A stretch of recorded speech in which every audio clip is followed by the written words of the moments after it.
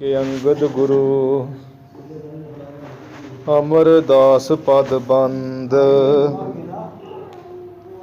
रामदास अर्जन गुरु वर श्री हर गोबिंद हरि राय हर कृष्ण गुरु तेग बहादुर चंद दसवें गोबिंद सिंह गुरु नमो चरण अरविंद जिसमें अमृत ज्ञान है मानक भगत वैराग गुरु ग्रंथ साहिब उदद बंदो कर अनुराग श्री गुर शब्द कमाए जिन जीते पंच विकार तिन संतन को बंदना सिर चरणन पर तार एक ओंकारा सतगुरु तिह प्रसाद सच होए वाहिगुरु जी की फतेह विघ्न विनाशन सोए वाहिगुरु जी की फतेह विघ्न विनाशन सोए। सतनाम श्री वाहिगुरु साहिब जी दोहरा प्रीतिमल सहगल उबैरामा प्रीतिमल सहगल उबै रामा डिड्डी पीना आए श्री गुर दर्श को जग आसा मान लीना प्रीतिमल सहगल उबै। वाहिगुरु जी का खालसा वाहिगुरु जी की फतेह। दीन दयाल भगत वत्सल धन धन श्री गुरु नानक देव साहिब जी महाराज धन धन श्री गुरु गोबिंद सिंह साहिब जी महाराज दसे गुरु साहिबाना दी आत्मक जोत जागदी जोत चौवर छतर सिंघासन तख्त दे मालक धन धन श्री गुरु ग्रंथ साहिब जी महाराज सतगुरु जी दी साजी निवाजी गुरु रूप गुरु प्यारी साध संगत जीओ आप गुरु की संगतां गुरु महाराज जी के चरणों विच नतमस्तक हो करके गुरु महाराज जी दी खुशियां प्राप्त कर रहे हो। गुरु साहब जी ने बेअंत कृपा की है। सोहने दरबार दीवान सतगुरु जी दे सज रहे हैं। बेअंत संगतां ने धुर की बाणी सच की बाणी दे जाप सरवण करके लाहा लिया है। इस दे नाल ही जिहड़ी आपां रोज़ ही धन धन श्री गुरु नानक देव सच्चे पातशाह जी की कथा सरवण करते आ रहे हैं। हुण उस कथा का समा होया है। जिवें सतगुरु जी ने एक सिख दे कृपा की जो छोटा जिहा ही सी तारू पोपट जिहदा नाम सी 10 सालां दा बच्चा सी। श्री करतारपुर साहब सवा पहर रात रहिंदियां ही जिहड़ा कीर्तन होण लग पैंदा। ये बच्चा उत्थे रोज़ ही आया करदा। गुरु नानक साहब जी जिन्हां आसनां ते विराजमान हुंदे ਤੇ ਮਗਰ ਹੀ ਪਿੱਠ ਪਿੱਛੇ ਖੜ ਕੇ ਕੀਰਤਨ ਸੁਣਦਾ ਰਹਿੰਦਾ, ਕਥਾ ਵਿਚਾਰ ਸੁਣਦਾ। ਕਥਾ ਕੀਰਤਨ ਦੀ ਭੋਗ ਦੀ ਸਮਾਪਤੀ ਤੋਂ ਬਾਅਦ ਤੇ ਇਹ ਆਪਣੇ ਘਰ ਚਲਿਆ ਜਾਂਦਾ। ਗੁਰੂ ਸਾਹਿਬ ਜੀ ਨੇ ਇੱਕ ਦਿਨ ਕਿਹਾ ਵੀ ਭਾਈ ਸੰਗਤ ਜੀ, ਇਹ ਜਿਹੜਾ ਛੋਟਾ ਬੱਚਾ ਆਉਂਦਾ ਸੰਗਤ ਕਰਨ, ਇਹਨੂੰ ਕੱਲ੍ਹ ਸਵੇਰੇ ਨਹੀਂ ਜਾਣ ਦੇਣਾ। ਸਿੱਖਾਂ ਨੇ ਉਸੇ ਤਰ੍ਹਾਂ ਕੀਤਾ, ਉਹਨੂੰ ਫੜ ਕੇ ਗੁਰੂ ਸਾਹਿਬ ਜੀ ਦੀ ਹਜ਼ੂਰੀ ਵਿੱਚ ਲੈ ਆਂਦਾ। ਤੇ ਜਿਸ ਕਰਕੇ ਫਿਰ ਮਹਾਰਾਜ ਜੀ ਨੇ ਪੁੱਛਿਆ, ਭਾਈ ਵੀ ਤੇਰਾ ਇੰਨਾ ਪ੍ਰੇਮ ਕਿਵੇਂ ਤੇਰੀ ਲਗਨ ਹੈ? ਜਿਹੜੀ ਇਹ ਉਮਰ ਹੈ ਤੇ ਬੱਚਿਆਂ ਦੀ ਉਮਰ ਤੇ ਖਾਣ ਪੀਣ, ਹੱਸਣ ਖੇਡਣ ਮੱਲਣ ਤੇ ਸੁੱਖ ਨਾਲ ਸੌਣ ਦੀ ਹੁੰਦੀ ਹੈ, ਤੇ ਤੂੰ ਵੱਡੀ ਸਵੇਰ ਸਵਾ ਪਹਿਰ ਰਾਤ ਰਹਿੰਦੇ ਬੜੇ ਪ੍ਰੇਮ ਨਾਲ ਹੀ ਰੋਜ਼ਾਨਾ ਕੀਰਤਨ ਸੁਣਨ ਆ ਜਾਣਾ। ਇਹ ਲਗਨ ਤੈਨੂੰ ਕਿਵੇਂ ਲੱਗੀ ਹੈ? ਫਿਰ ਉਹਨੇ ਦੱਸਿਆ, ਮਹਾਰਾਜ ਇਹ ਮੈਨੂੰ ਲਗਨ ਐਵੇਂ ਲੱਗੀ ਵੀ ਇੱਕ ਦਿਨ ਮੇਰੀ ਮਾਤਾ ਜੀ ਨੇ ਮੈਨੂੰ ਕਿਹਾ, ਪੁੱਤਰ ਘਰ ਅੱਗ ਨਹੀਂ ਹੈ, ਗੁਆਂਢੀਆਂ ਘਰੋਂ ਅੱਗ ਮੰਗ ਕੇ ਲੈ ਕੇ ਆ। ਗੁਰੂ ਸਾਹਿਬ ਜੀ ਮੈਂ ਅੱਗ ਮੰਗ ਕੇ ਲਿਆਂਦੀ, ਫਿਰ ਮੈਂ ਅੱਗ ਬਾਲਾਂ ਪਰ ਮੇਰੇ ਕੋਲ ਬਲੇ ਨਾ। ਮੇਰੀ ਮਾਂ ਨੇ ਮੈਨੂੰ ਸਿੱਖਿਆ ਦਿੱਤੀ, ਪੁੱਤਰ ਪਹਿਲਾਂ ਛੋਟੀਆਂ ਲੱਕੜੀਆਂ ਨੂੰ ਅੱਗ ਲਾ, ਫਿਰ ਵੱਡੀਆਂ ਉੱਤੇ ਰੱਖ। ਉਵੇਂ ਮੈਂ ਕੀਤਾ, ਪਹਿਲਾਂ ਛੋਟੀਆਂ ਲੱਕੜਾਂ ਨੂੰ ਅੱਗ ਲਾਈ, ਫਿਰ ਵੱਡੀਆਂ ਨੂੰ ਲਾਈ। ਉਦੋਂ ਹੀ ਮੇਰੇ ਮਨ 'ਚ ਇਹ ਵਿਚਾਰ ਆਏ ਵੀ ਮਨਾ, ਇਹ ਜਿਹੜਾ ਕਾਲ ਹੈ, ਮੌਤ ਹੈ, ਤੇ ਅੱਗ ਕਿਸੇ ਨੂੰ ਬਖਸ਼ਦੀ ਨਹੀਂ ਹੈ। ਇਹ ਸਮਾਂ ਵੇਖ ਕੇ ਨਹੀਂ ਆਉਂਦੀ। ਜਿਵੇਂ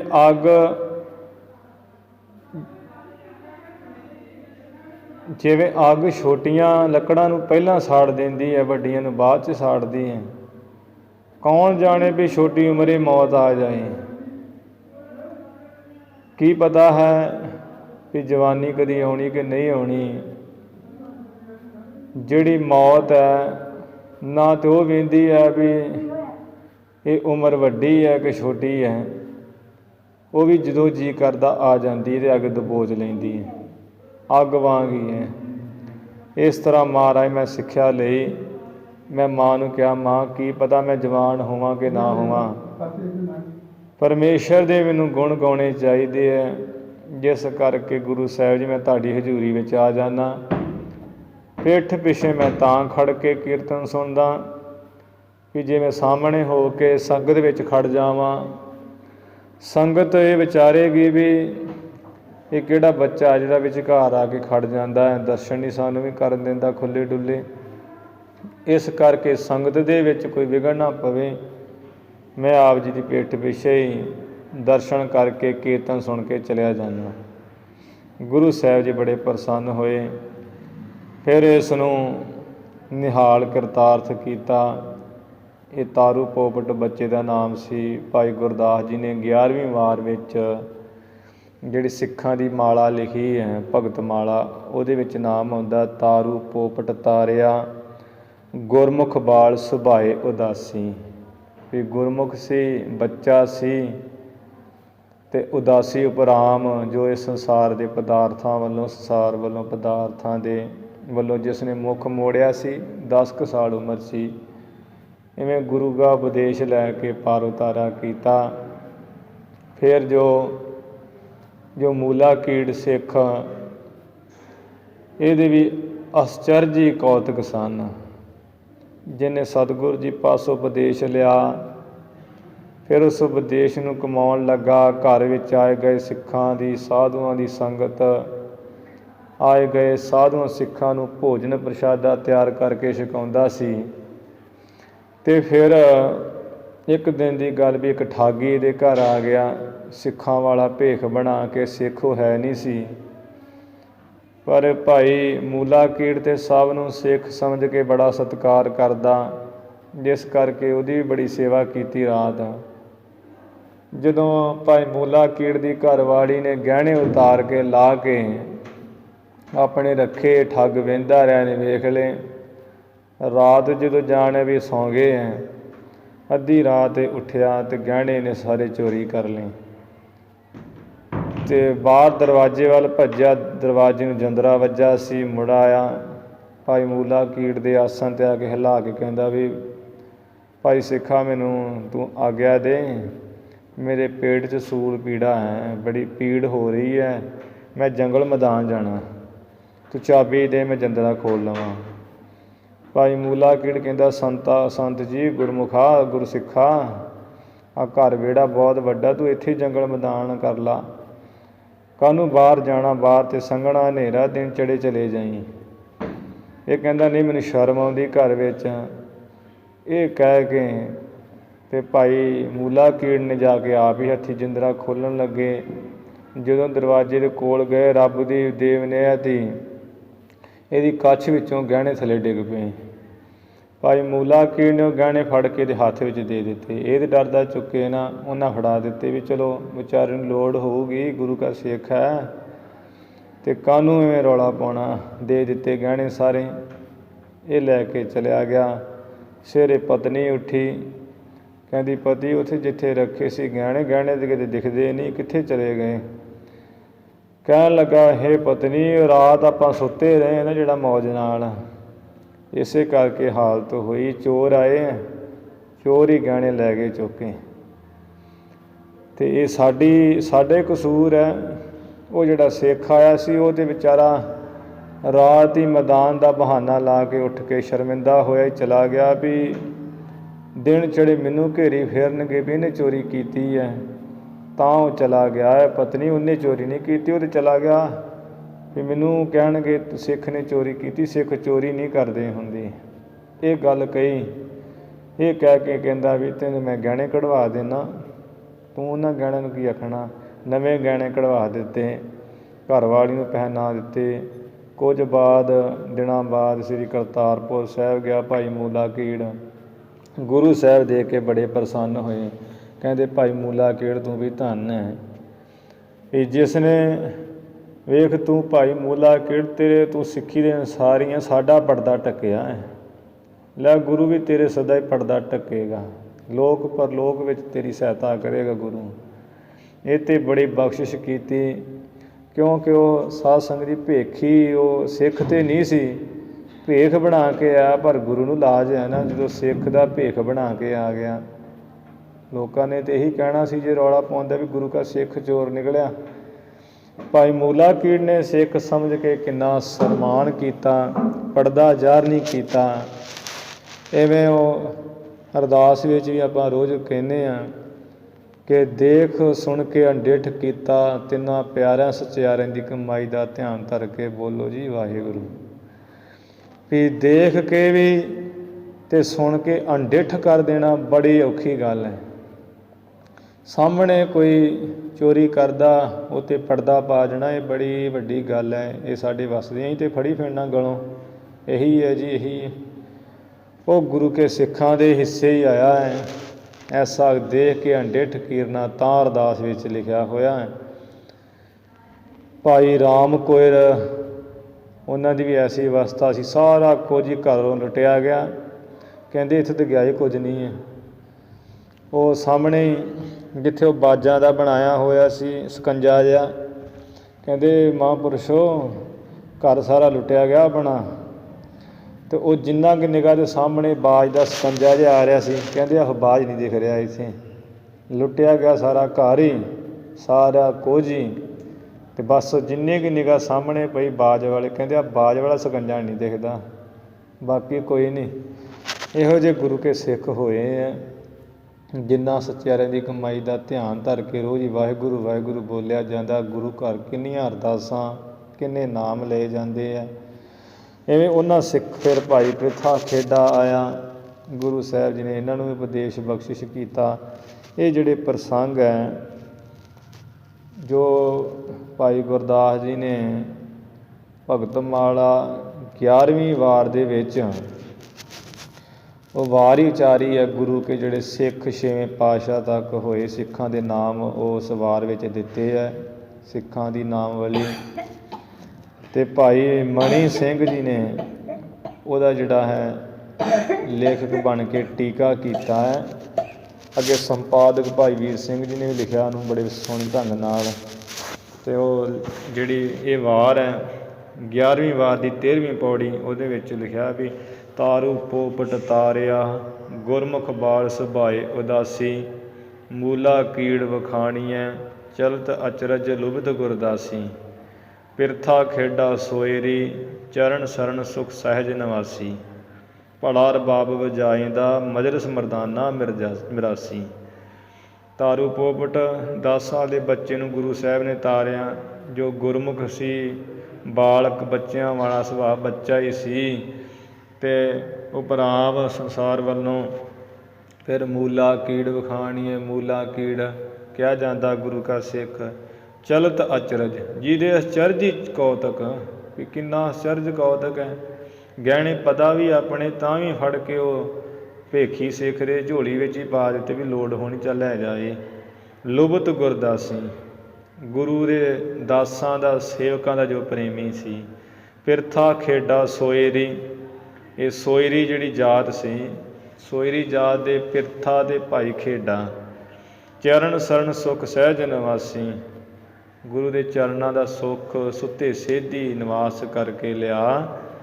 ਭਲਾ ਰਬਾਬ ਵਜਾਏ ਦਾ ਮਜਲਸ ਮਰਦਾਨਾ ਮੀਰਾਸੀ, ਚੰਗਾ ਜੋ ਰਬਾਬ ਦਾ ਸਾਜ਼ ਵਜਾਉਂਦਾ ਸੀ ਦੀਵਾਨਾਂ ਵਿੱਚ, ਮਜਲਸ ਕਹੀਏ ਦੀਵਾਨਾਂ ਵਿੱਚ ਭਾਈ ਮਰਦਾਨਾ ਮਿਰਾਸੀ ਜਾਤ ਦਾ। ਪਿਰਥੀ ਮਲ ਸਹਿਗਲ ਭਲਾ ਰਾਮਾ ਡਿੱਡੀ ਭਗਤ ਅਭਿਆਸੀ, ਪਿਰਥੀ ਮਲ ਜੋ ਸਹਿਗਲ ਗੋਤ ਦਾ ਸੀ, ਇਹ ਖੱਤਰੀਆਂ ਦੀ ਇੱਕ ਜਾਤ ਹੈ ਸਹਿਗਲ। ਇਹ ਪਿਰਥੀ ਮਲ ਸਹਿਗਲ ਗੋਤ ਦਾ ਭਲਾ ਬੜਾ ਚੰਗਾ ਭਾਈ ਰਾਮਾ ਡਿੱਡੀ ਜਾਤ ਦਾ ਭਗਤ ਅਭਿਆਸੀ, ਬੜੇ ਅਭਿਆਸੀ ਭਗਤ ਹੋਇਆ। ਦੌਲਤ ਖਾਂ ਲੋਧੀ ਭਲਾ ਹੋਆ ਜਿੰਦ ਪੀਰ ਬਿਨਾਸੀ, ਦੌਲਤ ਖਾਂ ਨਵਾਬ ਲੋਧੀ ਜਿਹੜਾ ਇਹ ਪਠਾਨ ਸਨ, ਇਹ ਵੀ ਚੰਗਾ ਹੋਆ ਜਿੰਦ ਪੀਰ ਅਬਿਨਾਸੀ, ਜੋ ਇਹ ਜਿਹੜਾ ਹੈ ਪੀਰਾਂ ਦਾ ਹੈ ਸੀ ਪਹਿਲਾਂ ਉਪਾਸ਼ਕ 11ਵੀਂ ਵਾਲੇ ਦਾ, ਅਤੇ ਫਿਰ ਅਬਿਨਾਸੀ ਗੁਰੂ ਮਹਾਰਾਜ ਜੀ ਦਾ ਇਹ ਸਿੱਖ ਸੇਵਕ ਹੋਇਆ। ਮਾਲੋ ਮੰਗਾ ਸਿੱਖ ਦੋਏ ਗੁਰਬਾਣੀ ਰਸ ਰਸਕ ਬਲਾਸੀ, ਭਾਈ ਮਾਲੋ ਦੇ ਮੰਗਾ ਇਹ 2 ਸਿੱਖ ਹੋਏ ਜਿਹੜੇ ਗੁਰਬਾਣੀ ਦੇ ਰਸ ਵਿੱਚ ਬੜੇ ਬਹੁਤ ਰਸੀਲੇ ਰਸਕ ਹੋਏ। ਗੁਰਬਾਣੀ ਦਾ ਕੀਰਤਨ ਬੜਾ ਸੋਹਣਾ ਕਰਦੇ ਸੀ, ਸੰਗਤ ਬੜਾ ਸੁਣਦੀ ਸੀ ਰਸ ਨਾਲ। ਅੱਗੇ ਸਨਮੁਖ ਕਾਲੂ ਆਸ ਧਾਰ ਗੁਰਬਾਣੀ ਦਰਗਹਿ ਸਾਬਾਸੀ, ਭਾਈ ਸਨਮੁਖ ਭਾਈ ਕਾਲੂ ਹੋਇਆ, ਬੜੀ ਆਸਾ ਧਾਰ ਕੇ ਸਤਿਗੁਰੂ ਜੀ ਦੇ ਸਾਹਮਣੇ ਆਇਆ। ਗੁਰਬਾਣੀ ਜਿਹੜਾ ਪੜ੍ਹ ਕੇ ਤੇ ਦਰਗਾਹ ਵਿੱਚ ਜਿਹਦੀ ਸ਼ਾਬਾਸ਼ ਹੋਈ। ਗੁਰਮਤਿ ਭਾਵ ਭਗਤ ਪ੍ਰਗਾਸੀ, ਗੁਰੂ ਦੀ ਮੱਤ ਜਿਨ੍ਹਾਂ ਨੇ ਲਈ ਅਤੇ ਪ੍ਰੇਮਾ ਭਗਤੀ ਦਾ ਪ੍ਰਕਾਸ਼ ਕੀਤਾ। ਇਹ ਗੁਰੂ ਕੇ ਸਿੱਖਾਂ ਦਾ ਜਿਹੜਾ ਇਹ ਪਹਿਲਾ ਜਿਹੜੀ 13ਵੀਂ ਪੌੜੀ ਇਹਦਾ ਪ੍ਰਸੰਗੀ ਕਵੀ ਜਿਹਨੇ ਇੱਥੇ ਇਹਨਾਂ ਸਿੱਖਾਂ ਦਾ ਥੋੜ੍ਹਾ ਜਿਵੇਂ ਜੀਵਨ ਪਤਾ ਲੱਗਾ। ਭਾਈ ਮਣੀ ਸਿੰਘ ਜੀ ਨੇ ਜਿਵੇਂ ਲਿਖਿਆ ਹੈ ਉਹਦੇ ਵਿੱਚੋਂ ਲੈ ਕੇ ਪ੍ਰਸੰਗ ਲਿਖੇ ਹੂ ਬਹੂ, ਜਿਵੇਂ ਭਾਈ ਮਣੀ ਸਿੰਘ ਜੀ ਨੇ ਪ੍ਰਸੰਗ ਲਿਖੇ ਉਸੇ ਤਰ੍ਹਾਂ ਭਾਈ ਸੰਤੋਖ ਸਿੰਘ ਜੀ ਨੇ ਇੱਥੇ ਬੜੇ ਸੋਹਣੇ ਢੰਗ ਨਾਲ ਕਾਵਿ ਦੇ ਨਿਯਮਾਂ ਵਿੱਚ ਛੰਦਾਬੰਦੀ ਕਰਕੇ ਲਿਖੇ ਹੋਏ ਹੈ। ਜਿਹੜੇ ਹੈ ਤਾਰੂ ਪੋਪਟ ਦਾ ਮੂਲਾ ਕੀੜ ਦਾ ਪ੍ਰਸੰਗ ਹੋ ਗਿਆ, ਪਿਰਥਾ ਖੇਡਾ ਸੋਇਰੀ ਜਾਤ ਵਾਲੇ ਸਿੱਖਾਂ ਦਾ ਵੀ ਹੋ ਗਿਆ, ਭਾਈ ਰਬਾਬ ਭਾਈ ਮਰਦਾਨੇ ਦਾ ਤਾਂ ਉਹ ਸਾਰਾ ਹੀ ਆਇਆ ਹੀ ਹੈ, ਅਤੇ ਦੌਲਤ ਖਾਂ ਦਾ ਵੀ ਸਾਰਾ ਹੀ ਆਇਆ ਹੈ। ਅੱਜ ਜਿਹੜੇ ਪ੍ਰਸੰਗ ਪਿਰਥੀ ਮਲ ਸਹਿਗਲ ਰਾਮਾ ਡਿੱਡੀ ਮਾਲੋ ਮੰਗਾ, ਇਹਨਾਂ ਸਿੱਖਾਂ ਦੇ ਪ੍ਰਸੰਗ ਇਸ ਪ੍ਰਸੰਗ ਦੇ ਵਿੱਚ ਆ ਰਿਹਾ ਹੈ। ਜਿਵੇਂ ਕਥਾ ਵਿਚਾਰ ਹੁੰਦੀ ਆਓ ਆਪਾਂ ਸਰਵਣ ਕਰੀਏ। ਸਰਵਣ ਕਰਨ ਤੋਂ ਪਹਿਲਾਂ ਗੁਰੂ ਚਰਨਾਂ ਵਿੱਚ ਨਵਾਓ ਸੀਸ, ਉਚਾਰਨ ਕਰੋ ਜੀ ਸਤਿਨਾਮ ਸ੍ਰੀ ਵਾਹਿਗੁਰੂ ਸਾਹਿਬ ਜੀ। ਸਤਿਨਾਮ ਸ੍ਰੀ ਵਾਹਿਗੁਰੂ ਸਾਹਿਬ ਜੀ। ਸਤਿਨਾਮ ਸ੍ਰੀ ਵਾਹਿਗੁਰੂ ਸਾਹਿਬ ਜੀ।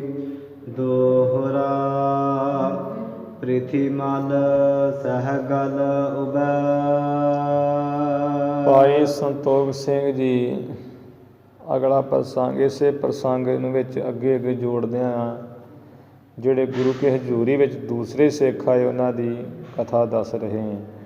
ਭਾਈ ਪ੍ਰਿਥੀ ਮੱਲ ਜੋ ਸਹਿਗਲ ਖੱਤਰੀਆਂ ਦੀ ਇੱਕ ਜਾਤ ਹੈ, ਇਹ ਆਇਆ ਹੈ ਇੱਕ ਰਾਮਾ ਡਿੱਡੀ ਤੀਨ, ਤੇ ਦੂਸਰਾ ਭਾਈ ਰਾਮਾ ਡਿੱਡੀ ਗੋਤ ਦਾ। ਤੇ ਕਵੀ ਦੇ ਮੁਤਾਬਕ 3 ਜਾਣੇ। ਕਵੀ ਜੀ ਨੇ ਲਿਖਿਆ ਵੀ ਪ੍ਰਿਥੀ ਮੱਲ 1, ਸਹਿਗਲ 2 ਤੇ ਰਾਮਾ ਡਿੱਡੀ 3। ਪਰ ਭਾਈ ਮਣੀ ਸਿੰਘ ਜੀ ਨੇ ਜਿਹੜੇ 2 ਲਿਖੇ ਹੋਏ ਆ, ਜਦੋਂ ਉਹਨਾਂ ਨੇ ਸਾਖੀ ਲਿਖੀ ਇਹਨਾਂ ਸਿੱਖਾਂ ਦੀ। ਤੇ ਭਾਈ ਗੁਰਦਾਸ ਜੀ ਨੇ ਲਿਖਿਆ ਵੀ ਪ੍ਰਿਥੀ ਮੱਲ ਸਹਿਗਲ ਭਲਾ, ਰਾਮਾ ਡਿੱਡੀ ਭਗਤ 82। ਤੇ ਇੱਥੋਂ ਇਹ ਨਾਮ ਜਿਵੇਂ ਭਾਈ ਮਣੀ ਸਿੰਘ ਨੇ 2 ਲਿਖੇ ਬਿਲਕੁਲ ਸਹੀ ਹਨ, ਕਿਉਂਕਿ ਜਿਵੇਂ ਅੱਗੇ ਲਿਖਿਆ ਵਾਰ ਵਿੱਚ ਵੀ ਦੌਲਤ ਖਾਂ ਲੋਧੀ ਭਲਾ। ਹੁਣ ਜੇ ਉਹਨੂੰ ਵੀ 3 ਸਮਝ ਲਈਏ ਵੀ ਦੌਲਤ ਖਾਂ ਇੱਕ ਹੋ ਗਿਆ ਤੇ ਇੱਕ ਲੋਧੀ, ਤੇ ਉਹਦਾ ਤੇ ਚਲੋ ਸਾਨੂੰ ਪ੍ਰਸੰਗ ਪਤਾ ਤੇ ਸਮਝ ਆਉਂਦੇ ਵੀ ਦੌਲਤ ਖਾਂ ਲੋਧੀ ਇਕੱਲੇ ਦੀ ਗੱਲ ਕੀਤੀ ਹੈ। ਹੁਣ ਪ੍ਰਿਥੀ ਮੱਲ ਸਹਿਗਲ ਇਹਦਾ ਪ੍ਰਸੰਗ ਹੀ ਥੋੜ੍ਹਾ ਜਿਹਾ ਵਾਰ ਵਿੱਚ ਪਤਾ ਲੱਗਦਾ, ਜਿਸ ਕਰਕੇ ਕਵੀ ਸਾਹਿਬ ਜੀ ਨੇ ਆਪਣੀ ਵੱਲੋਂ 3 ਨਾਮ ਲਿਖ ਦਿੱਤੇ ਆ ਵੀ ਪ੍ਰਿਥੀ ਮੱਲ ਵੱਖਰਾ, ਸਹਿਗਲ ਵੱਖਰਾ, ਰਾਮਾ ਡਿੱਡੀ ਵੱਖਰਾ। ਅਸਲ ਵਿੱਚ 2 ਹੀ ਨਾਮ ਹੈ ਜੋ ਭਾਈ ਮਣੀ ਸਿੰਘ ਜੀ ਨੇ ਲਿਖੇ ਹੈ, ਕਿਉਂਕਿ ਅੱਗੇ ਪ੍ਰਸੰਗ 'ਚ ਵੀ ਉਹ ਵਾਰ ਵਿੱਚ ਵੀ ਆ ਹੀ ਜਾਂਦਾ ਹੈ ਨਾ, ਜਿੱਥੇ 2 ਸਿੱਖ ਉੱਥੇ 2 ਹੀ ਲਿਖੇ ਆ ਵੀ ਮਾਲੋ ਮੰਗਾ ਸਿੱਖ ਦੋਏ। ਭਾਈ ਗੁਰਦਾਸ ਜੀ ਨੇ ਉੱਥੇ ਖੁਲਾਸਾ ਕਰ ਦਿੱਤਾ ਵੀ 1 ਭਾਈ ਮਾਲੋ, 1 ਭਾਈ ਮੰਗਾ ਸਿੱਖ ਦੋਏ, ਵੀ 2 ਸਿੱਖ। ਤੇ ਦੌਲਤ ਖਾਂ ਲੋਧੀ ਭਲਾ, ਵੀ ਦੌਲਤ ਖਾਂ ਲੋਧੀ ਭਲਾ ਚੰਗਾ, ਚੰਗਾ ਗੁਰੂ ਕਾ ਮਰੀਦ ਹੋਇਆ, ਗੁਰਮਤਿ ਧਾਰਨ ਕੀਤੀ ਸੀ ਜਿਹਨੇ। ਤੇ ਪ੍ਰਿਥਵੀ ਭਲਾ ਰਬਾਬ ਵਜਾਇਦਾ, ਮਜਰਸ ਮਰਦਾਨਾ ਮੀਰਾਸੀ।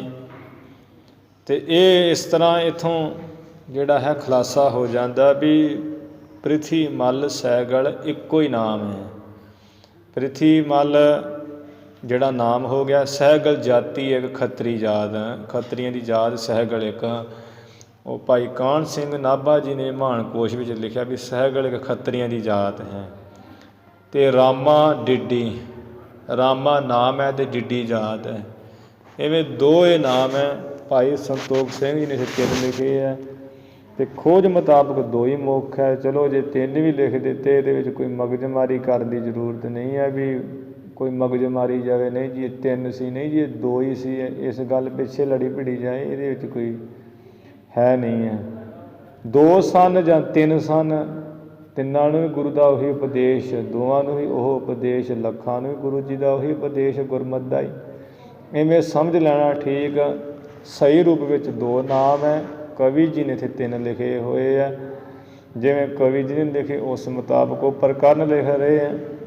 ਤੇ ਜਿਹੜਾ ਸੰਪਰਦਾਇ ਦੇ ਮੁਤਾਬਕ ਵਾਰਾਂ ਦੇ ਜਿਹੜੇ ਪ੍ਰਮਾਣ ਮੁਤਾਬਕ 2 ਨਾਮ ਸਮਝ ਲੈਣੇ ਆ। ਪ੍ਰਿਥੀ ਭਾਈ ਪ੍ਰਿਥੀ ਮੱਲ ਸਹਿਗਲ ਗੋਤ ਜਾਤ ਦਾ, ਜੋ ਖੱਤਰੀਆਂ ਵਿੱਚੋਂ ਜਾਤ ਇੱਕ ਸਹਿਗਲ, ਤੇ ਭਾਈ ਰਾਮਾ ਡਿੱਡੀ ਜਾਤ ਦਾ, ਦੋਵੇਂ ਹੀ ਰਾਮਾ ਡਿੱਡੀ ਤੀਨ। ਪੜ੍ਹ ਅੱਗੇ ਪੜ੍ਹ। ਆਏ ਸ੍ਰੀ ਗੁਰ ਦਰਸਕੋ, ਇਹ ਦੋਵੇਂ ਜਾਣੇ ਸ੍ਰੀ ਗੁਰੂ ਨਾਨਕ ਦੇਵ ਮਹਾਰਾਜ ਜੀ ਦੇ ਦਰਸ਼ਨਾਂ ਨੂੰ ਸ੍ਰੀ ਕਰਤਾਰਪੁਰ ਸਾਹਿਬ ਆਏ ਹੈ। ਜਗਿਆਸਾ ਮਨ ਲੀਨਾ, ਮਨ ਵਿੱਚ ਜਗਿਆਸਾ ਨੂੰ ਲੈ ਕੇ, ਮੁਕਤੀ ਦੀ ਇੱਛਾ ਨੂੰ ਲੈ ਕੇ, ਜਗਿਆਸਾ ਇਹ ਇੱਛਾ ਧਾਰ ਕੇ ਮੁਕਤੀ ਪ੍ਰਾਪਤ ਕਰਨੀ ਹੈ। ਜਿਨ੍ਹਾਂ ਨੇ ਮਨ ਵਿੱਚ ਮੁਕਤੀ ਦੀ ਇੱਛਾ ਲਈ ਹੋਈ, ਇਹ ਲੈ ਕੇ ਦਰਸ਼ਨਾਂ ਨੂੰ ਆਏ ਹੈ ਸ੍ਰੀ ਕਰਤਾਰਪੁਰ ਸਾਹਿਬ। ਚੌਪਈ ਬੰਦ ਪਦਾਰ ਬਿੰਦ ਕੋ ਬੈਸੇ, ਗੁਰੂ ਸਾਹਿਬ ਜੀ ਚਰਨ ਕਮਲਾਂ ਉੱਪਰ ਮੱਥਾ ਟੇਕ ਕੇ ਦੋਵੇਂ ਜਾ ਬੈਠੇ ਸੰਗਤ ਵਿੱਚ। ਚਿਤਕ ਕਾਲ ਮਹਿ ਬੋਲੇ ਆਸੇ, ਜਦੋਂ ਸਤਿਗੁਰੂ ਜੀ ਨੇ ਇਹਨਾਂ ਵੱਲੀ ਨਿਗਾਹ ਕੀਤੀ ਹੈ, ਕੁਝ ਸਮੇਂ ਬਾਅਦ ਦੋਵੇਂ ਇਸ ਤਰ੍ਹਾਂ ਬੋਲੇ ਹੈ। ਹਮ ਕੋ ਇਸ ਵਿਦ ਪੰਥ ਬਤਈਆ, ਸਤਿਗੁਰੂ ਜੀ ਸਾਨੂੰ ਇਸ ਤਰ੍ਹਾਂ ਦਾ ਜਿਹੜਾ ਮਹਾਨ ਰਸਤਾ ਦੱਸੀਏ, ਜਾਂ ਇਸ ਤਰ੍ਹਾਂ ਦਾ ਜਿਹੜਾ ਹੈ ਪੰਥ ਕਹੀਏ, ਭਾਵ ਭਗਤੀ ਦਾ ਰਸਤਾ ਦਸੀਏ। ਦਿਸਨ ਰੂਪ ਮੈਂ ਇੱਕ ਹਲਾ ਜਈਆ।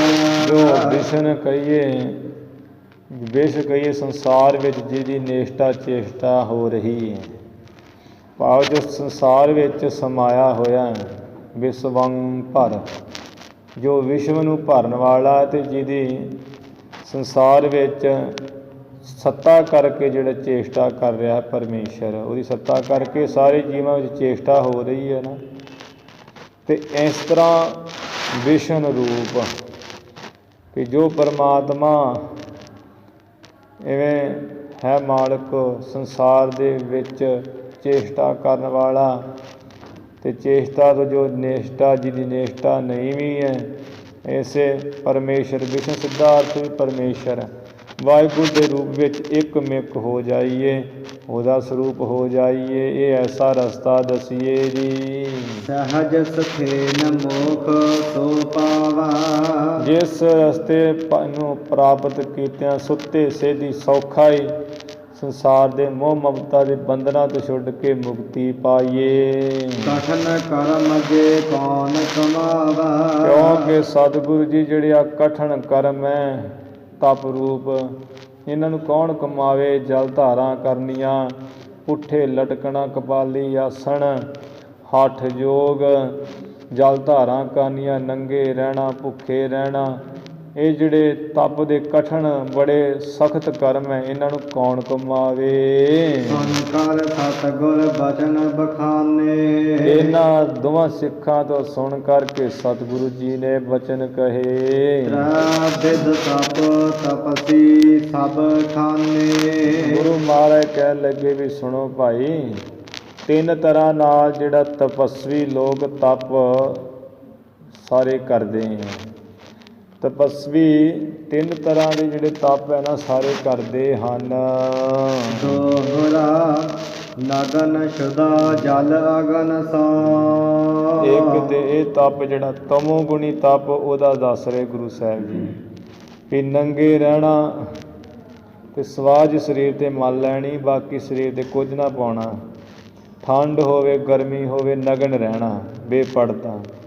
ਫਿਰ ਸ਼ੁਦਾ ਭੁੱਖੇ ਰਹਿਣਾ, ਕੁਝ ਨਾ ਖਾਣਾ, ਪੱਤੇ ਖਾ ਕੇ ਫਲ ਖਾ ਕੇ ਜਾਂ ਪਾਣੀ ਪੀ ਕੇ ਗੁਜ਼ਾਰਾ ਕਰ ਲੈਣਾ। ਇਵੇਂ ਅੰਨ ਗ੍ਰਹਿਣ ਨਾ ਕਰਨਾ, ਭੁੱਖੇ ਰਹਿਣਾ ਕਈ ਸਾਲ। ਜਲ ਧਾਰਾਂ ਕਰਨੀਆਂ, ਸਿਆਲ ਦੇ ਵਿੱਚ ਜਿਹੜਾ ਪੋਹ ਮਾਘ ਦੇ ਮਹੀਨੇ ਵਿੱਚ 100 ਘੜਾ ਸਿਰ 'ਚ ਪਵਾਉਣਾ ਠੰਡ ਦੇ, ਜਾਂ ਜਲ ਵਿੱਚ ਖੜ੍ਹ ਕੇ ਗਲ ਤੱਕ ਪਾਣੀ ਦੇ ਅਤੇ ਤਪ ਕਰਨਾ। ਇਵੇਂ ਸਿਆਲ ਵਿੱਚ ਵੀ ਅਤੇ ਜਿਹੜਾ ਜਲ ਧਾਰਾਂ ਕਰਨੀਆਂ ਹਰ ਵਕਤ ਠੰਡੇ ਥਾਵਾਂ 'ਤੇ ਜਾ ਕੇ ਅਗਨ ਸੋਂ, ਫਿਰ ਅੱਗ ਨਾਲ ਜਿਹੜੀਆਂ ਧੂਣੀਆਂ ਦਿਖਾਉਣੀਆਂ।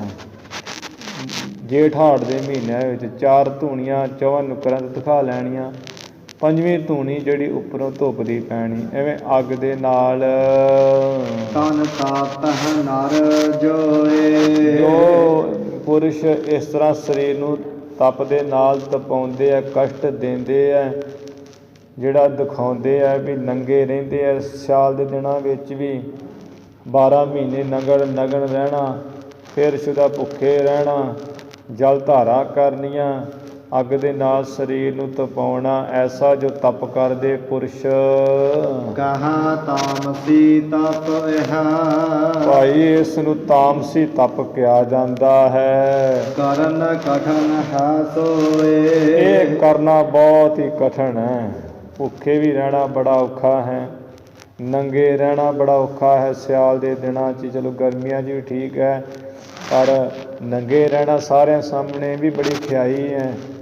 ਜਲ ਧਾਰਾ ਕਰਨੀਆਂ ਠੰਡ ਦੇ ਦਿਨਾਂ ਵਿੱਚ 100 ਘੜੇ, ਪੋਹ ਮਾਘ ਦੇ ਮਹੀਨੇ 'ਤੇ ਕਈ ਲੀੜੇ ਪਾਈ ਫਰੀ ਤੇ ਫਿਰ ਠੰਡ ਨਹੀਂ ਜਾਂਦੀ। ਅਤੇ ਨਦੀਆਂ ਵਿੱਚ ਖੜ ਕੇ ਜਲ ਧਾਰਾਂ ਕਰਨੀਆਂ।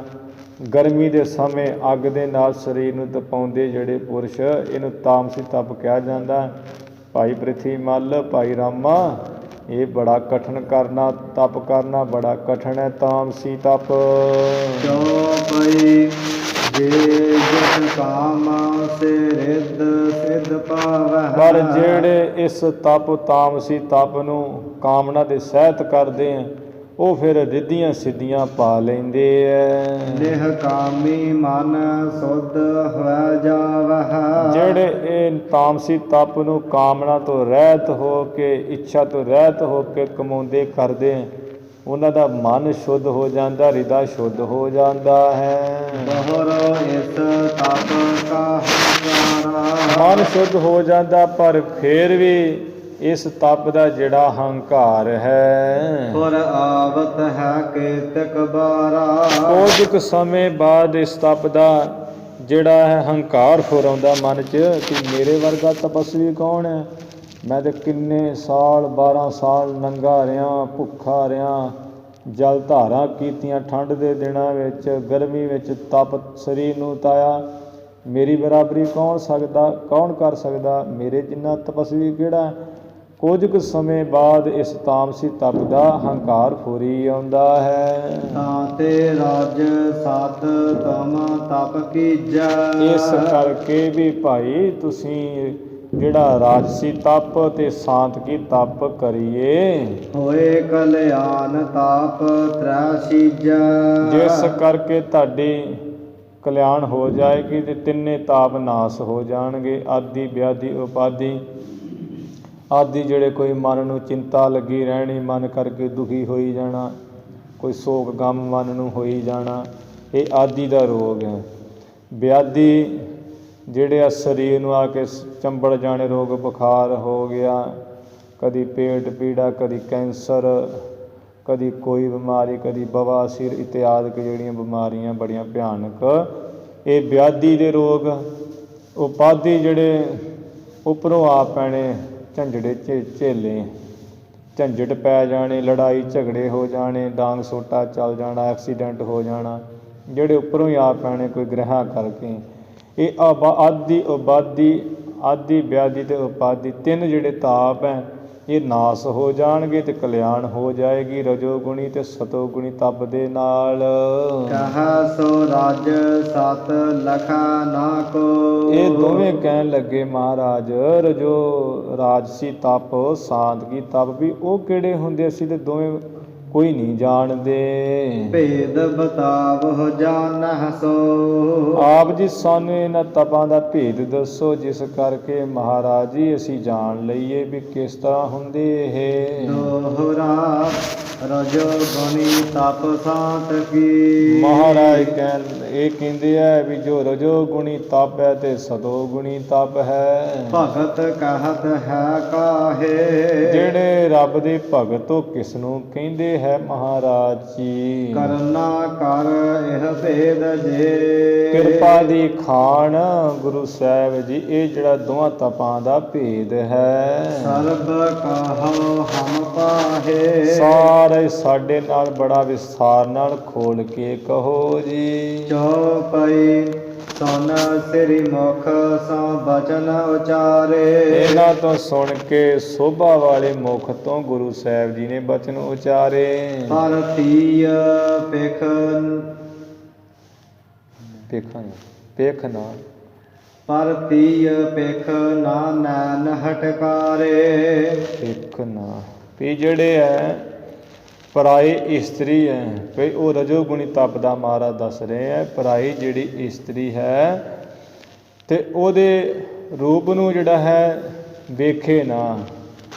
ਪਰਾਈ ਇਸਤਰੀ ਜਿਹੜਾ ਰੂਪ ਵੇਖਣਾ, ਉਹਦੇ ਵੱਲੋਂ ਨੈਣ ਆਪਣੇ ਹਟਕਾਰੇ ਕਹੀਏ ਮੋੜੇ। ਨਿੰਦਾ ਨੁਤ ਨਹ ਸ਼੍ਰਵਣ ਸੁਨਾਵਹੁ। ਪੇਖਣਾ ਪਾਠ ਹੈ। ਭਾਰਤੀय ਪੇਖਣਾ ਜਿਹੜਾ ਪਰਾਈ ਇਸਤਰੀ ਦਾ ਰੂਪ ਵੇਖਣਾ, ਉਦੋਂ ਨੈਣ ਕਈ ਹਟਕਾਰੇ ਕਹੀਏ ਮੋੜੇ। ਨਿੰਦਾ ਨੁਤ ਨਹ ਸ਼੍ਰਵਣ ਸੁਨਾਵਹੁ। ਫਿਰ ਜਿਹੜੀ ਪਰਾਈ ਨਿੰਦਾ ਹੈ ਕੰਨਾਂ ਵਿੱਚ ਸੁਣਨੀ ਹੈ ਤੇ ਆਪਣੀ ਪਰਾਏ ਦੀ ਨਿੰਦਾ ਕੰਨਾਂ ਵਿੱਚ ਸੁਣਨੀ ਤੇ ਝੂਠੀ ਅਣਹੋਈ ਜੀ ਉਸਤਤ ਦੀ ਵਡਿਆਈ ਆਪਣੀ ਸੁਣੀ ਜਾਣੀ। ਕਿਸੇ ਦੀ ਨਿੰਦਾ ਕੰਨਾਂ ਵਿੱਚ ਬੜੇ ਰਸ ਨਾਲ ਸੁਣਨਾ, ਫਲਾਣੇ ਦੀਆਂ ਗੱਲਾਂ, ਧਗਾਣੇ ਦੀਆਂ ਗੱਲਾਂ। ਜਦੋਂ ਆਪਣੀ ਮਹਿਮਾ ਹੋਣੀ ਤਾਂ ਉਦੋਂ ਐਂ ਕੰਨ ਖੋਲ੍ਹ ਕੇ ਸੁਣਨ ਲੱਗ ਪੈਣਾ।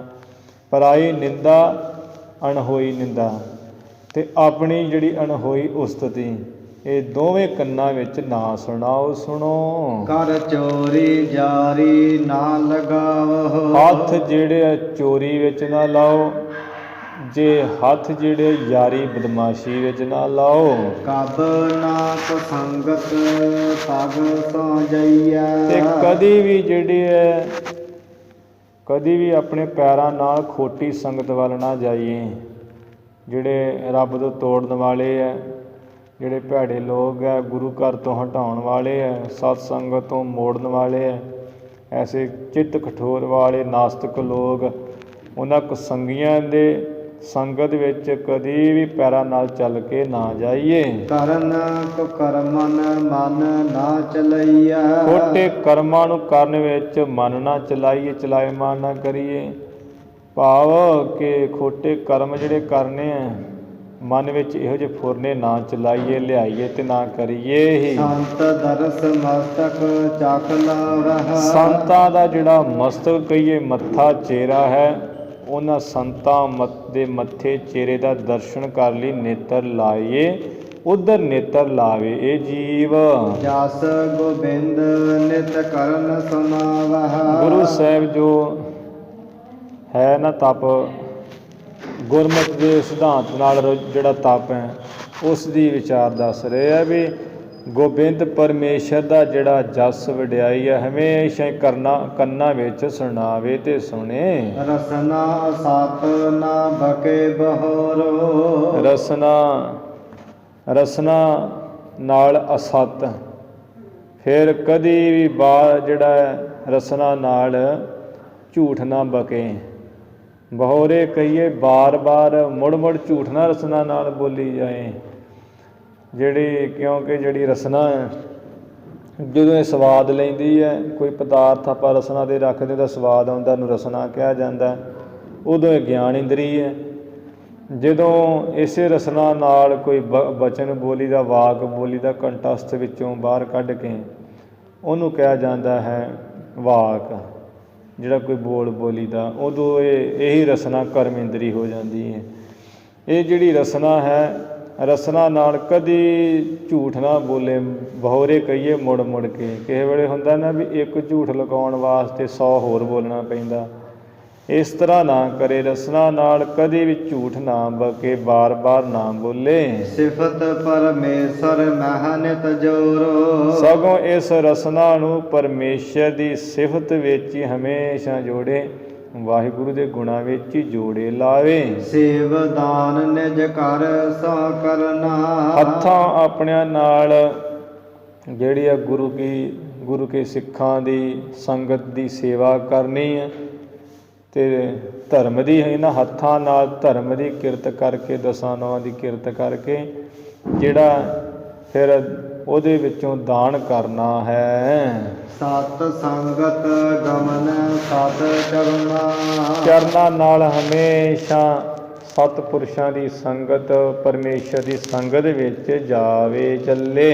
ਕਰਨ ਰਾਜਸੀ ਤਪ ਇਹ ਜਾਨਾ, ਹੈ ਵੀ ਭਾਈ ਪ੍ਰਿਥੀ ਮੱਲ, ਭਾਈ ਰਾਮਾ, ਇਹ ਜਿਹੜਾ ਤਪ ਹੈ ਨਾ ਕਰਨਾ, ਇਹ ਰਾਜਸੀ ਤਪ ਤੁਸੀਂ ਜਾਣੋ। ਸੁਨਹ ਸਾਤ ਕੀ ਤਪ ਜੋ ਬਖਾਨਾ, ਹੁਣ ਤੁਸੀਂ ਸਾਤ ਕੀ ਤਪ ਬਾਰੇ ਸੁਣ ਲਓ, ਜਿਹਦੇ ਬਾਰੇ ਅਸੀਂ ਕਹਿ ਰਹੇ ਹਾਂ। ਸਭ ਤੋਂ ਸੌਖਾ ਤਪ ਸਾਤ ਕੀ ਤਪ।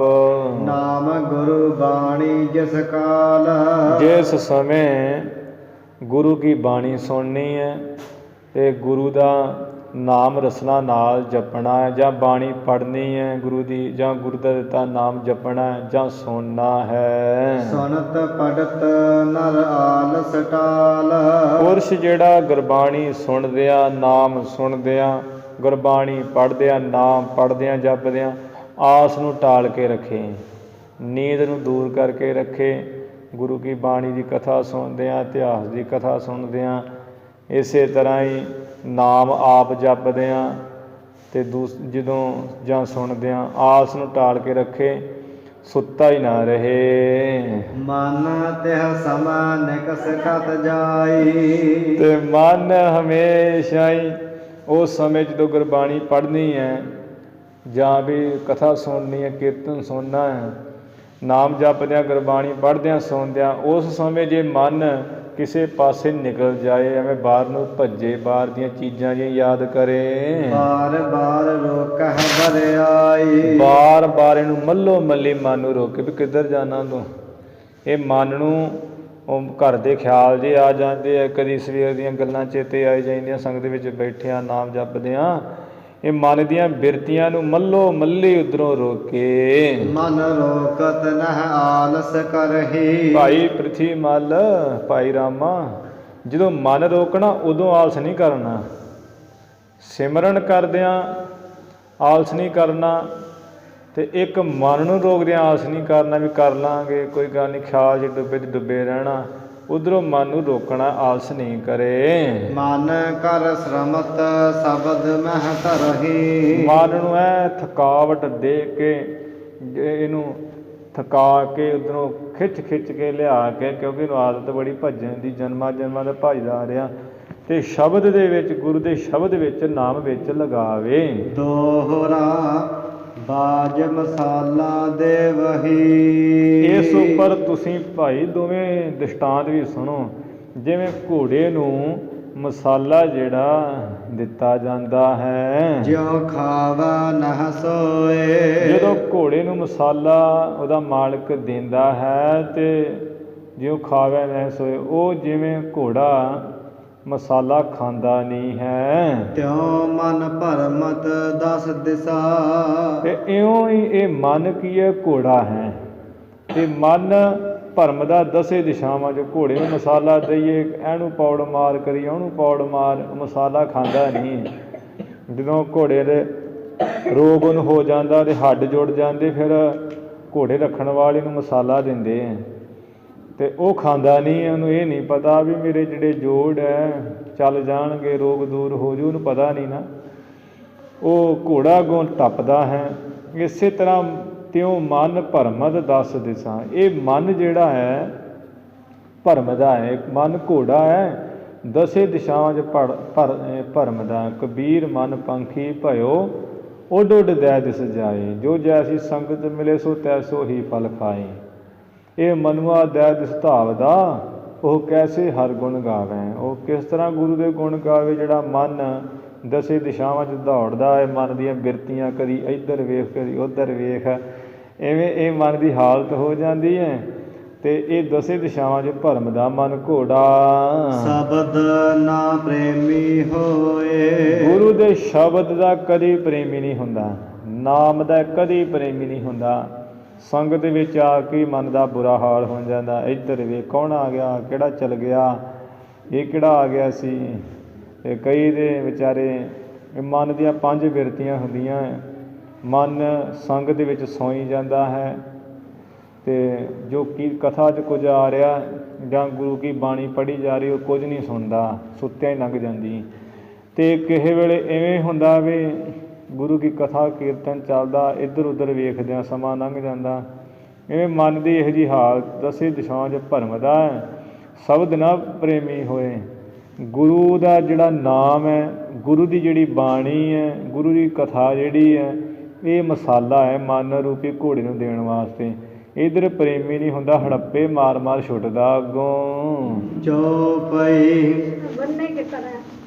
ਪੁਨ ਜੇ ਤਾਹੇ ਖੁਆਵਨ ਹਾਰਾ, ਫਿਰ ਵੀ ਭਾਈ ਪ੍ਰਿਥੀ ਮੱਲ ਜਿਹੜਾ ਇਸ ਘੋੜੇ, ਜਿਹੜਾ ਘੋੜੇ ਨੂੰ ਪਾਲਣ ਵਾਲਾ ਮਾਲਕ ਹੁੰਦਾ, ਉਸ ਨੂੰ ਜਿਹੜਾ ਮਸਾਲਾ ਖਵਾਉਣ ਵਾਲਾ ਹੁੰਦਾ ਮਾਲਕ, ਕਰ ਰਾਖਤ ਅਸਵਾ ਬਦਨ ਮਝਾਰਾ, ਉਹ ਜਦੋਂ ਫਿਰ ਮਸਾਲਾ ਦਿੰਦਾ ਹੈ ਨਾ, ਆਪਣਾ ਹੱਥ ਜਿਹੜਾ ਘੋੜੇ ਦੇ ਮੁੱਖ ਵਿੱਚ ਪਾ ਕੇ ਰੱਖ ਦਿੰਦਾ ਹੈ।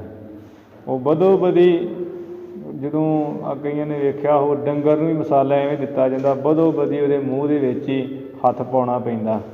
ਜਦੋਂ ਮਸਾਲਾ ਖਵਾਉਣ ਵਾਲਾ ਤੇ ਉਹ ਸਿਆਣਾ ਜਿਹੜਾ ਹੁੰਦਾ ਹੈ, ਉਹ ਆਪਣਾ ਹੱਥ ਘੋੜੇ ਦੇ ਮੁੱਖ ਵਿੱਚ ਹੀ ਪਾ ਕੇ ਰੱਖ ਦਿੰਦਾ ਹੈ। ਹੋਏ ਥਕਤ ਸੋ ਖਾਏ ਮਸਾਲਾ, ਪਾ ਰੱਖਦਾ ਹੱਥ।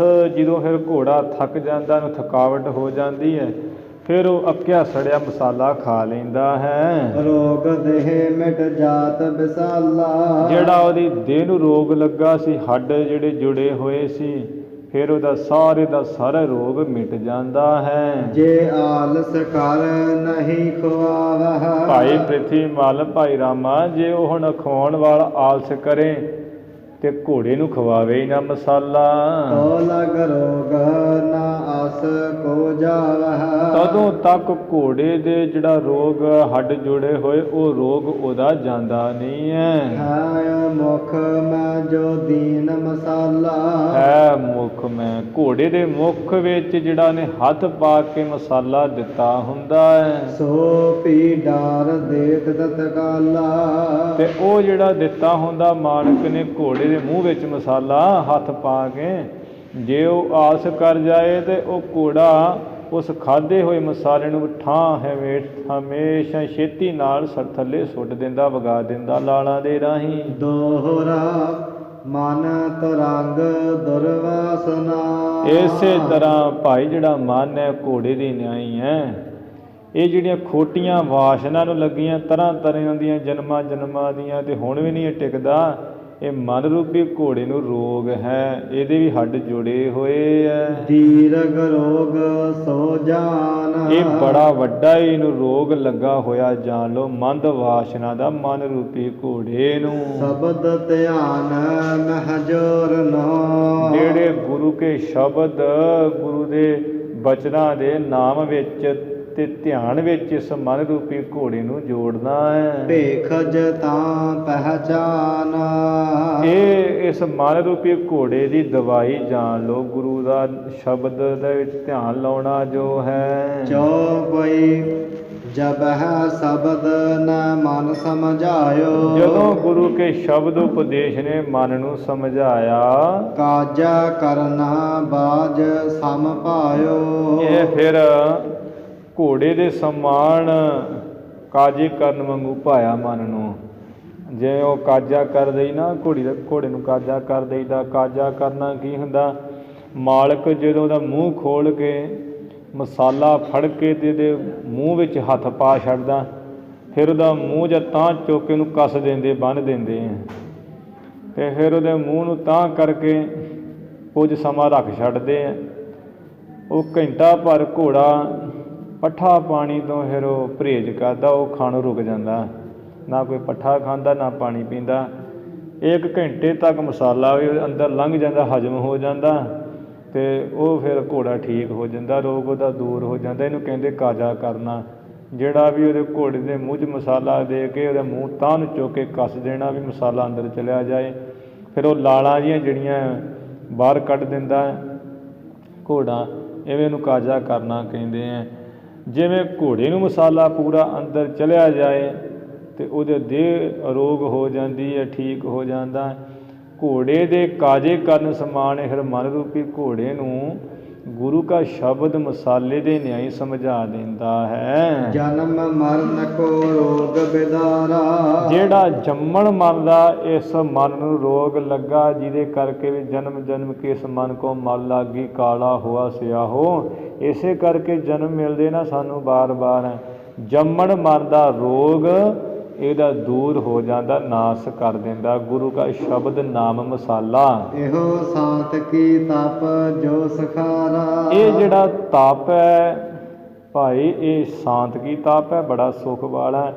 ਇਹ ਗੁਰੂ ਕੀ ਸੰਗਤ ਵਿੱਚ ਹੀ ਬੈਠੇ ਜਿਹੜਾ ਰਹਿਣਾ ਹੈ, ਇੱਥੇ ਧਿਆਨ ਨਾਲ ਗੁਰਬਾਣੀ ਪੜ੍ਹੀ ਸੁਣੀ ਜਾਣੀ ਹੈ। ਸੁਣ ਕੇ ਸ੍ਰੀ ਨਾਨਕ ਕੇ ਬਚਨਾ।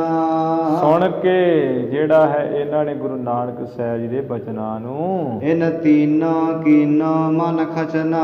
ਇਹਨਾਂ ਤਿੰਨਾਂ ਨੇ ਭਾਵ ਇਹਨਾਂ ਦੋਵਾਂ ਸਿੱਖਾਂ ਨੇ ਮਨ, ਕਵੀ ਜੀ ਨੇ ਆਪਣੇ ਮੁਤਾਬਕ ਲਿਖਿਆ, ਉਂਝ 2 ਜਣੇ ਦੇ ਨਾਮ ਮੁਤਾਬਕ ਇਨ ਦੋਨੋਂ ਕੀਨੋ ਮਨ ਖਚਨਾ।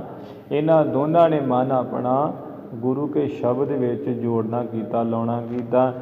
ਵੀ ਇਹ ਗੁਰੂ ਸਾਹਿਬ ਜੀ ਨੇ ਜਿਵੇਂ ਕਿਹਾ ਵੀ ਇਹ ਸ਼ਾਂਤ ਕੀ ਤਪ ਜੋ ਸੁਖਾਰਾ। ਭਾਈ ਇਹ ਸੌਖਾ ਤਪ ਸ਼ਾਂਤ ਕੀ, ਵੀ ਸੌਖਾ ਹੀ ਹੈ ਨਾ। 2 ਪ੍ਰਸ਼ਾਦੇ ਖਾ ਕੇ ਗੁਰੂ ਕੀ ਸੰਗਤ ਦੇ ਵਿੱਚ ਆ ਜਾਣਾ, ਇੱਥੇ ਮੁੱਖੋਂ ਵਾਹਿਗੁਰੂ ਵਾਹਿਗੁਰੂ ਕਰੀ ਜਾਣਾ, ਗੁਰੂ ਕੀ ਕਥਾ ਸੁਣੀ ਜਾਣੀ, ਪੱਖੇ ਉੱਤੇ ਚੱਲਦੇ ਆ, ਲਾਈਟਾਂ ਜਗਦੀਆਂ। ਹੁਣ ਉੱਧਰ ਤਮੋ ਗੁਣੀ ਤਪ ਕੈਸਾ ਹੈ? ਕਿਹੜਾ ਭੁੱਖਾ ਮਰੇ, ਭੁੱਖਾ ਮਰਨਾ, ਜਲ ਧਾਰਾ ਕਰਨੀਆਂ, ਨੰਗੇ ਰਹਿਣਾ, ਅੱਗਾਂ ਦਿਖਾਉਣੀਆਂ, ਕਿੰਨਾ ਕੁਝ ਕਰਨਾ, ਕਿੰਨੀ ਖਿਆਈ ਹੈ। ਘਰ ਛੱਡ ਕੇ ਵੀ ਰਹਿਣਾ, ਜੰਗਲਾਂ ਵਿੱਚ ਕੰਡੇ ਮਰਾਉਂਦੇ ਫਿਰਨਾ। ਇੱਥੇ ਜਦੋਂ ਗੁਰੂ ਕੀ ਸੰਗਤ ਹੋਣੀ ਤਾਂ ਉੱਠ ਕੇ ਆ ਜਾਣਾ, ਅਤੇ ਉੱਠ ਕੇ ਇੱਥੇ ਬਸ ਇਹੀ ਕਰਨਾ ਵੀ ਮਨ ਘੋੜੇ ਨੂੰ ਭੱਜਣ ਨਹੀਂ ਦੇਣਾ, ਵੱਧ ਤੋਂ ਵੱਧ ਮੋੜ ਮੋੜ ਕੇ ਗੁਰੂ ਕੇ ਚਰਨਾਂ ਵਿੱਚ ਲਿਆਉਣਾ, ਸ਼ਬਦ ਵਿੱਚ ਲਾਉਣਾ, ਜਿਸ ਕਰਕੇ ਜੰਮਣ ਮਨ ਦਾ ਰੋਗ ਇਸ ਮਨ ਰੂਪੀ ਘੋੜੇ ਦਾ ਦੂਰ ਹੋ ਜਾਂਦਾ। ਤਾਂ ਕਰਕੇ ਗੁਰੂ ਜੀ ਕਹਿੰਦੇ ਸਦੋ ਗੁਣੀ ਤਾਪੇ ਭਾਈ ਸੌਖਾ ਹੈ। ਜਹ ਸਤ ਸੰਗਤ ਸੁਨਹਿ ਸਿਧਾਵਹ। ਇਹ ਫਿਰ ਇਹਨਾਂ ਨੇ ਆਪਣਾ ਮਨ ਨੂੰ ਗੁਰੂ ਕੇ ਬਚਨਾਂ ਵਿੱਚ ਲਾਉਣਾ ਕੀਤਾ।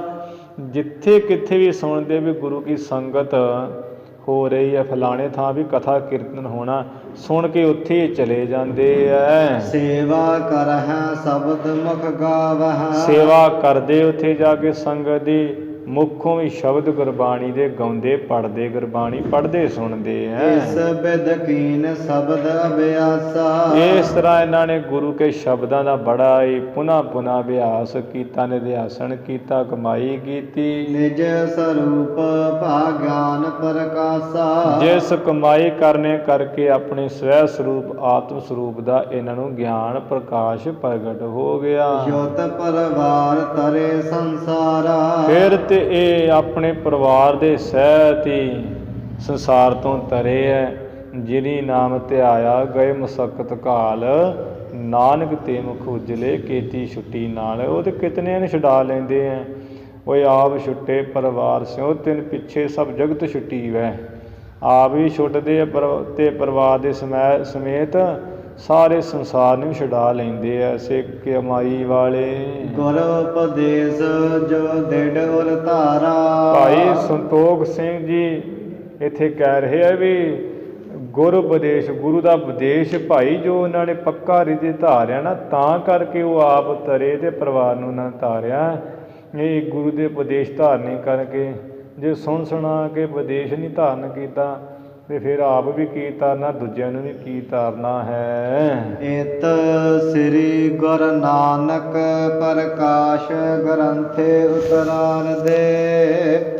ਸਿੱਖਨ ਉਪਦੇਸ਼ ਦੇ ਕਰ ਉਧਾਰ ਪ੍ਰਸੰਗ। ਵਰਣਨ ਨਾਮ 42ਵਾਂ ਅਧਿਆਏ। ਇੱਥੇ ਸ੍ਰੀ ਗੁਰੂ ਨਾਨਕ ਪ੍ਰਕਾਸ਼ ਗ੍ਰੰਥ ਦੇ ਅਖੀਰਲੇ ਹਿੱਸੇ ਦੇ 42 ਅਧਿਆਏ ਸਮਾਪਤ ਹੋ ਗਏ ਹਨ। ਦੋਹਰਾ ਸਤਿਗੁਰ ਕੋ ਸੁਨ ਕੈ ਸ਼ਬਦ। ਭਾਈ ਸੰਤੋਖ ਸਿੰਘ ਜੀ ਅਗਲਾ ਪ੍ਰਸੰਗ ਆਰੰਭ ਕਰਦੇ ਹੋਏ ਗੁਰੂ ਦੇ ਜਿਹੜੇ ਸ਼ਬਦ ਦੇ ਮਹਾਤਮ ਦਾ ਪ੍ਰਸੰਗ ਦੱਸ ਰਹੇ ਹੈ। ਸਤਿਗੁਰੂ ਗੁਰੂ ਨਾਨਕ ਸਾਹਿਬ ਜੀ ਤਥਾ ਸਮੂਹ ਸਤਿਗੁਰਾਂ ਦੇ ਸ਼ਬਦਾਂ ਨੂੰ ਸੁਣ ਕੇ ਕੀਨ ਕਮਾਵਨ ਜਾਹੇ। ਜਿਨ੍ਹਾਂ ਨੇ ਭਾਈ ਕਮਾਉਣੇ ਕੀਤੇ, ਜਿਨ੍ਹਾਂ ਨੇ ਉਹਨਾਂ ਸ਼ਬਦਾਂ ਉਪਦੇਸ਼ਾਂ ਦੀ ਕਮਾਈ ਕੀਤੀ ਹੈ। ਦੁਸਤਰ ਮਾਇਆ ਤੇ ਤਰੇ। ਉਹ ਜੋ ਉਖਿਆਈ ਨਾਲ ਤਰੀ ਜਾਣ ਵਾਲੀ ਇਹ ਮਾਇਆ ਹੈ, ਉਹ ਤੋਂ ਬੜੇ ਸੌਖੇ ਤਰ ਗਏ ਹੋ।